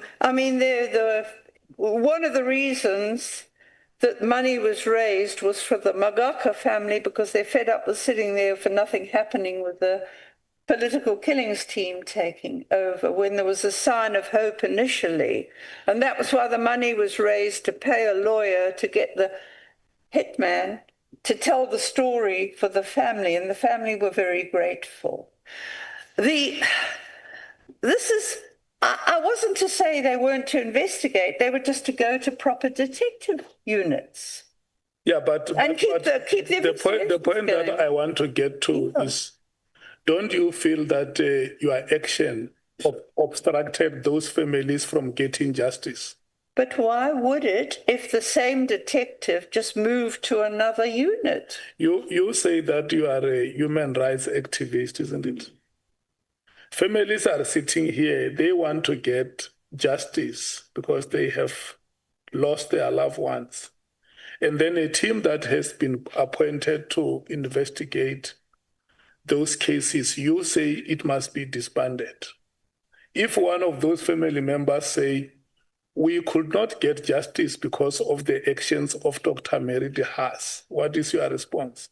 I would want to say what was the basis on which they said it if the very same cases are still being investigated and if they've got to the stage they're in court. The disbandment of the team is not going to impact on that. It's just going to put all the detectives back in the proper units, which are headed by detectives of a nature of, say, a brigadier. As a justice activist, after gathering this information, incomplete, inconclusive as it was, why didn't you forward it, for instance, to the Human Rights Commission and say there is this evidence that I gathered, but I may not have the capacity to investigate it further? And I don't want to create a wrong impression to government that the PKTT is unnecessary, is wasteful, is unable to live up to its mandate. Why didn't you go to the Human Rights Commission and say, investigate these matters further? Well, I'm sorry to say this. I've had really bad experience of the Human Rights Commission not doing anything. So, that's why I didn't go. So you say your attitude towards them is more about bias? Look, I've been to the Human Rights Commission. I begged them to look at what was happening in Glebelands. They wouldn't touch it. Somebody in the Gender Commission wrote to them and said, I've done what I can for the women in Glebelands. Will you please investigate it? They didn't. I've sent them reports. I gave them a report on torture. They asked me to give it to them, and they did nothing about it. So I thought it would probably sit there. I mean, in one case, when I asked them to do something, it became, well, what do you expect us to do? I said, I've asked you to do this. It's about illegal land invasions, and here are all the court papers. What more can I do? And that was the end of it. I mean, I'm sorry, but it didn't even occur to me because I've had no joy at all out of the Human Rights Commission. The many withdrawals that you have made from your statement today and your oral presentation, are you not worried that might have been damaging to your reputation, especially amongst your peers? No, I mean, what withdrawals did I make except to concede that for you it's hearsay evidence and a couple of mistakes in the grammar of things? I mean, I never pretended that I was telling you anything that it was myself who knew and has not been verified. Nowhere have I done that. I'm giving you information that was told to me independently and are saying the same sorts of things about abuses and fabrication. And it came on the end of other complaints I've been having over the years about cases, etc., and the opacity of the fact that there was no proper oversight of this team. It came as a result of that. There's nothing in here that I don't stand by, unless there's a few things like, for example, that I could have worded differently, you know, about the political killings team, when I should have said that it happened after they took it over, that the cases were withdrawn when they had been in court. And I don't know the reasons for it. But I must also tell you that I was given very short notice to put everything together. I can't just drop everything. I'd just come back from working flat out on other commitments I had, including about land issues and a conference. Thought I was going to catch up. And then I got computer things that took me much longer. And you wanted all the documentation. I had to look out, send everything I could. But then I had to somehow, within a very short space of time, put it together in an affidavit. So I stand by the content of my affidavit. I'm saying the wording in place. I concede that obviously it's hearsay. I've made it clear, and I only put that part about intelligence in because I was specifically asked to. And I've made it clear that these are allegations I don't know. But what I do know is that there's been no proper oversight of intelligence since because when the Mkhwanazi report said it's urgent, it took 6 years to get the legislation through and only signed into law this year. So we don't know what's going on in intelligence. So I was very concerned about that. I put it in because I was specifically asked to do so. All I could speak about was really my experience with the task team. And I've done that, and I've conceded that for you it's hearsay because I'm saying it. Thank you so much. I think I must not ask further questions. Let me check with the SC. If you have questions that you want to ask. Thank you.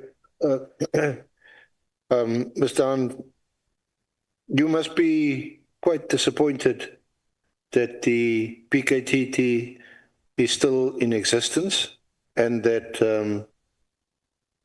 Lieutenant General Khumalo is still the project leader and General Mkhwanazi playing a prominent role in it. They have moved back to their bases, most of them, but the cases they're handling are in court still. As I said, it didn't affect the families of cases. They're still dealing. There are, even if you look at that list that I had on Mkhwanazi's statement, they've got a whole list of cases that are still in court. So it just means they're situated somewhere else doing those cases, presumably with a detective team. I know that some of them, because I've asked police at different areas. I just asked you for a yes or no, ma'am. Yeah. Because we also heard that they have additional cases. I think 9 new additional cases. I hadn't followed that up, I must admit. And we also... Yeah, I am disappointed if they've been given new cases, indeed. So to the extent that the decision to disband the PKTT is attributed to you and your letter to the minister, erstwhile minister of 24 October 2024, it didn't quite pan out like that, did it? Sorry, I say it didn't quite work out like that, to the extent that the decision by Minister Mkhunu to disband the PKTT is somehow attributed to you, and the letter you wrote to him on the 24th of October didn't quite work out like that. Well, I mean, I had no indication whatsoever that I would take the blame for it. I mean, but at the same time, I mean, I think initially there were excuses found to delay it, and that was agreed they could handle cases. But certainly, if they were new cases, I don't know why. But I mean, the other serious thing, and I've written to the new minister about it, is that, and I think I put it in, I may have added it, that at the moment there are serious allegations that there's an attempt to move the current Deputy Provincial Commissioner for Detectives, to force him out, to put in charge another man who's operational response, in charge of detectives. But I can't deal with that. I'm just passing the information on to the new minister to ask Masemola about it. The acting minister did appear before this honourable committee just last week, I think, a short while ago, and certainly was not opposed to the existence of the PKTT and continuing their good work. Yeah. I'm sorry, I didn't follow that last week. I'm just so busy with other things that I don't have time to sit and listen to everything, so I've missed a lot of it. Yeah. Did you also miss the fact that despite your complaints, which I catalogued certainly from your affidavit from October 2021, when you wrote to General Mkhwanazi about General Khumalo, and then subsequently in your affidavit before us today, and in letters, the letter to Minister Mkhunu on the 31st of October, your follow-up letter of the 13th of November 2024, it seems to be all about Khumalo. But the fact of the matter is, he's still in charge of the PKTT. Is there something wrong with him or something wrong with you? Well, I don't know why a man who's an operational response man should be in charge of the political killings team. I don't understand it. Well, and I mean, that's all I can say, basically. You are also here today to assist us. Yeah, I'm trying. But with your expertise in this field, you've been in this field for 40 years. Now, we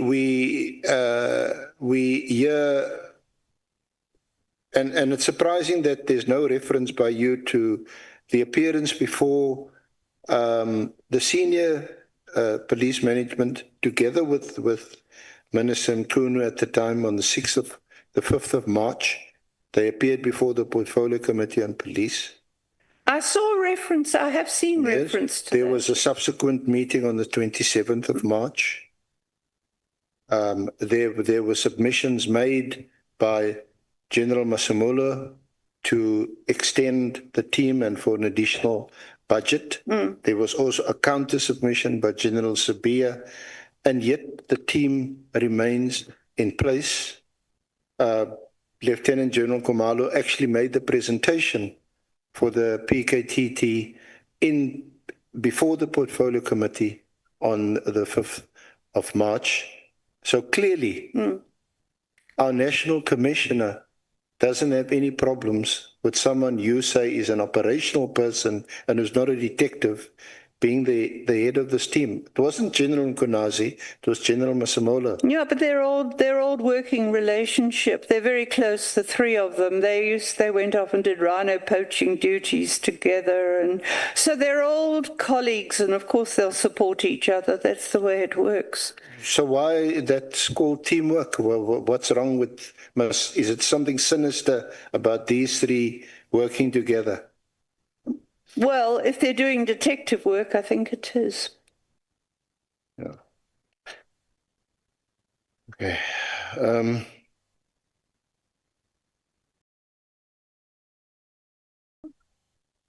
Thank you, Chair. Thank you, Mr.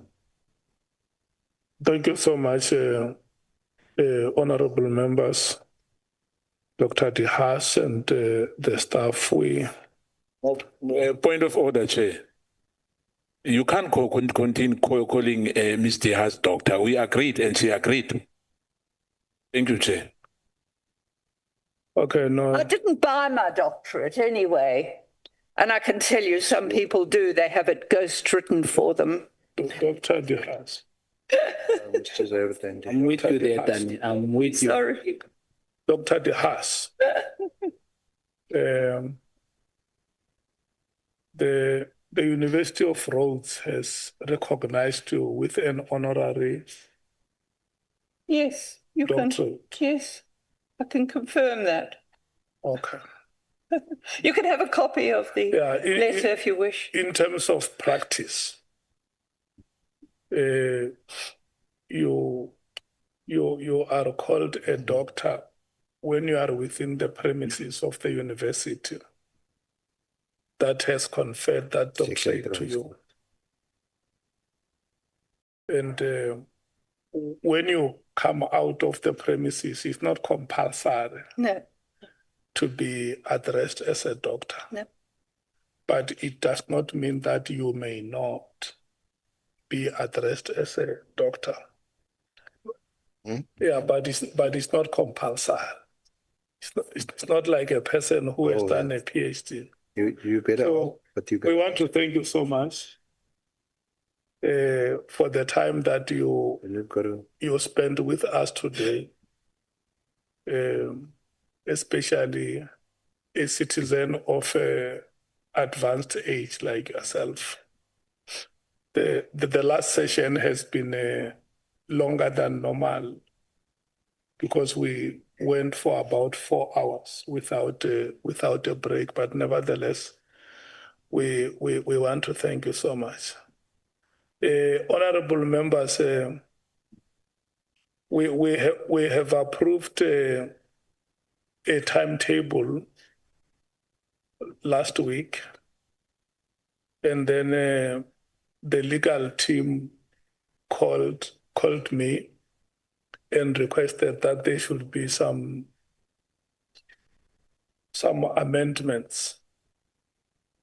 And then I agreed to them. I said, we will bring those amendments to the committee for ratification because they had to do work and schedule witnesses. So in terms of the schedule for this week, tomorrow, Mr. Cedric Nkabinde will come back. The proceedings are at Good Hope Chambers. And then the head of procurement at the SAPS, Lieutenant General Dimpane Fani, will be coming on Thursday. So there was also another proposal that General Musikidi must come on Friday. And the chief whip has informed me during break that he engaged with you. And then the general feeling amongst yourselves is that because the statement is only less than 10 pages, we will do Lieutenant General Msikidi and Lieutenant General Dimpane on Tuesday in Pretoria next week. And then the following day on Wednesday will be Mr. Matala, Wednesday and Thursday and probably Friday, depending on whether we are unable to finish on those days. Can I check if honorable members ratify this proposal? Honorable Nomvalo. No, Chair, on behalf of the MK Party, we just want to confirm that indeed the chief whip of the ANC engaged us during lunch, and we agreed to his proposal. We think that But our proposition, Chair, was that we take witnesses for Friday back to Thursday. We combine them on Thursday, both of them, because their statements are not are not big. They are very small, so we can do them on one day. But if we do the other on Tuesday, we don't have a problem. For as long as we're not going to schedule for one day each witness with a very small testimony, we don't have a problem. So we agree, Chair. But also, we said that we would like to put it to you, Chair, or to request rather, that we must consider not closing with everybody. We must push at least to the first or second week of December. So we must persuade staff members to bear with us, because we don't want a situation where this committee dies, or its significance rather, dies a natural death because of unjustifiable delays and requests for extensions. So if we can push, because we did make an undertaking when we were starting here, that we are ready to even work on weekends. I can see that now people are making all sorts of excuses. But we are ready as the MK party, and we are persuading members. And if there are arrangements that must be made for staff members, they must be made now. Arrangements of, I don't know, with HR. But that is a kind plea that we want to put to the committee. Thank you very much. Let me just understand the witnesses of Friday, because we are now left with 2 days. It will be, tomorrow is Wednesday. It will be Mr. Nkabinde tomorrow. And then Thursday is the head of procurement is General Fani. So General Musikiri was supposed to be coming on Friday.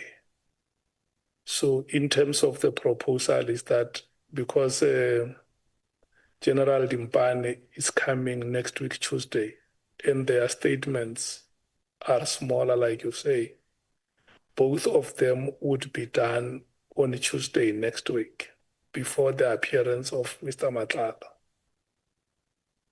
So it means Friday, there is not going to be any activity in terms of the proposal that the Chief Whip is making. No, we don't have a problem, Chair. Okay. Any other comment? Agreed, we are coming to that. And the second matter, honorable members, I have requested Bonani that they must circulate those public submissions with yourselves. Because if we go to a meeting and they are presented one by one without you having gone through them, the meeting may take us the whole day. So for us to have a business-like meeting, it will be good that they circulate those submissions with yourselves. We will check your traveling times on Monday and then decide when to slot a meeting on that Monday before, so that we can deal with those public submissions and determine how they must be processed going forward. And then probably next week, I mean the week that we are in Pretoria, we may have to look at how we conclude the other activities the way Honorable Nomvalo is suggesting. If we can work until the end of the first week or the second week of December, let's think about it and see which are the witnesses. I think the legal team will also advise on the possibility of consultations and other logistics that they may have to get into, so that we have some few witnesses in the first week or the first 2 weeks of December. Agreed? Yeah, SC. Chair, for tomorrow for Ngabinde, can I just request through you that the honourable members bring the original Ngabinde statement? Because this evening, while we were sitting here, we received what they now call a supplementary statement, which is not the same. It has been circulated to the member. It's a supplementary statement. And we also expect you tomorrow when we start, because I'm going to announce that we start at 11 o'clock. We also expect from you that you don't start afresh. You continue from where we left off. No. Remember that the part of the mistakes we agreed on it that we don't recognize it. So tomorrow, when we resume, it's just a continuation. And then, so that we don't spend a lot of time on evidence. And SC, I'm not saying that you must half-bake your processes, but the general feeling amongst members now is that we are halfway in our process, and most of the information that appears before the committee is now a repetition. But that does not mean that when you lead evidence, you must just rush very quickly to conclude. But the members' request is that you must be mindful that having listened to key witnesses that appeared before us, except those others that may have to come, maybe Mr. Julius Mkhwanazi, General Dumisani, Kumalo, Brown Mokhozi, who else? Olo Sullivan. Those that have come before us already, it has been a merry-go-round. Just mind the pun when I say merry-go-round. Yeah, I think that is the plea that the members are making. So tomorrow when we start at 11, the expectation should be that somewhere around 13 hours or 1 hour when we come back from the break, we should conclude the evidence so that members can start asking questions. Does it make sense, SC? Do you agree with that? Okay. Thank you so much. Honorable members, I want to thank you so much. Tomorrow, we are starting at Honorable Skosana. Okay. Chair, just a quick question. Can you ask Tani, does she know Honorable Julius Malema? Because I see he's not here today. Hey, you missed the CIC. No, Matthias, don't respond. I want to close the meeting. Just if there is anything that you should say is, say, Chair, when are you closing the meeting?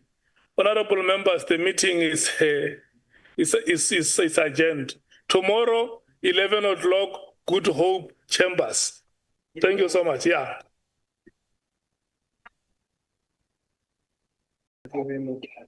No, it's okay, but I think it's I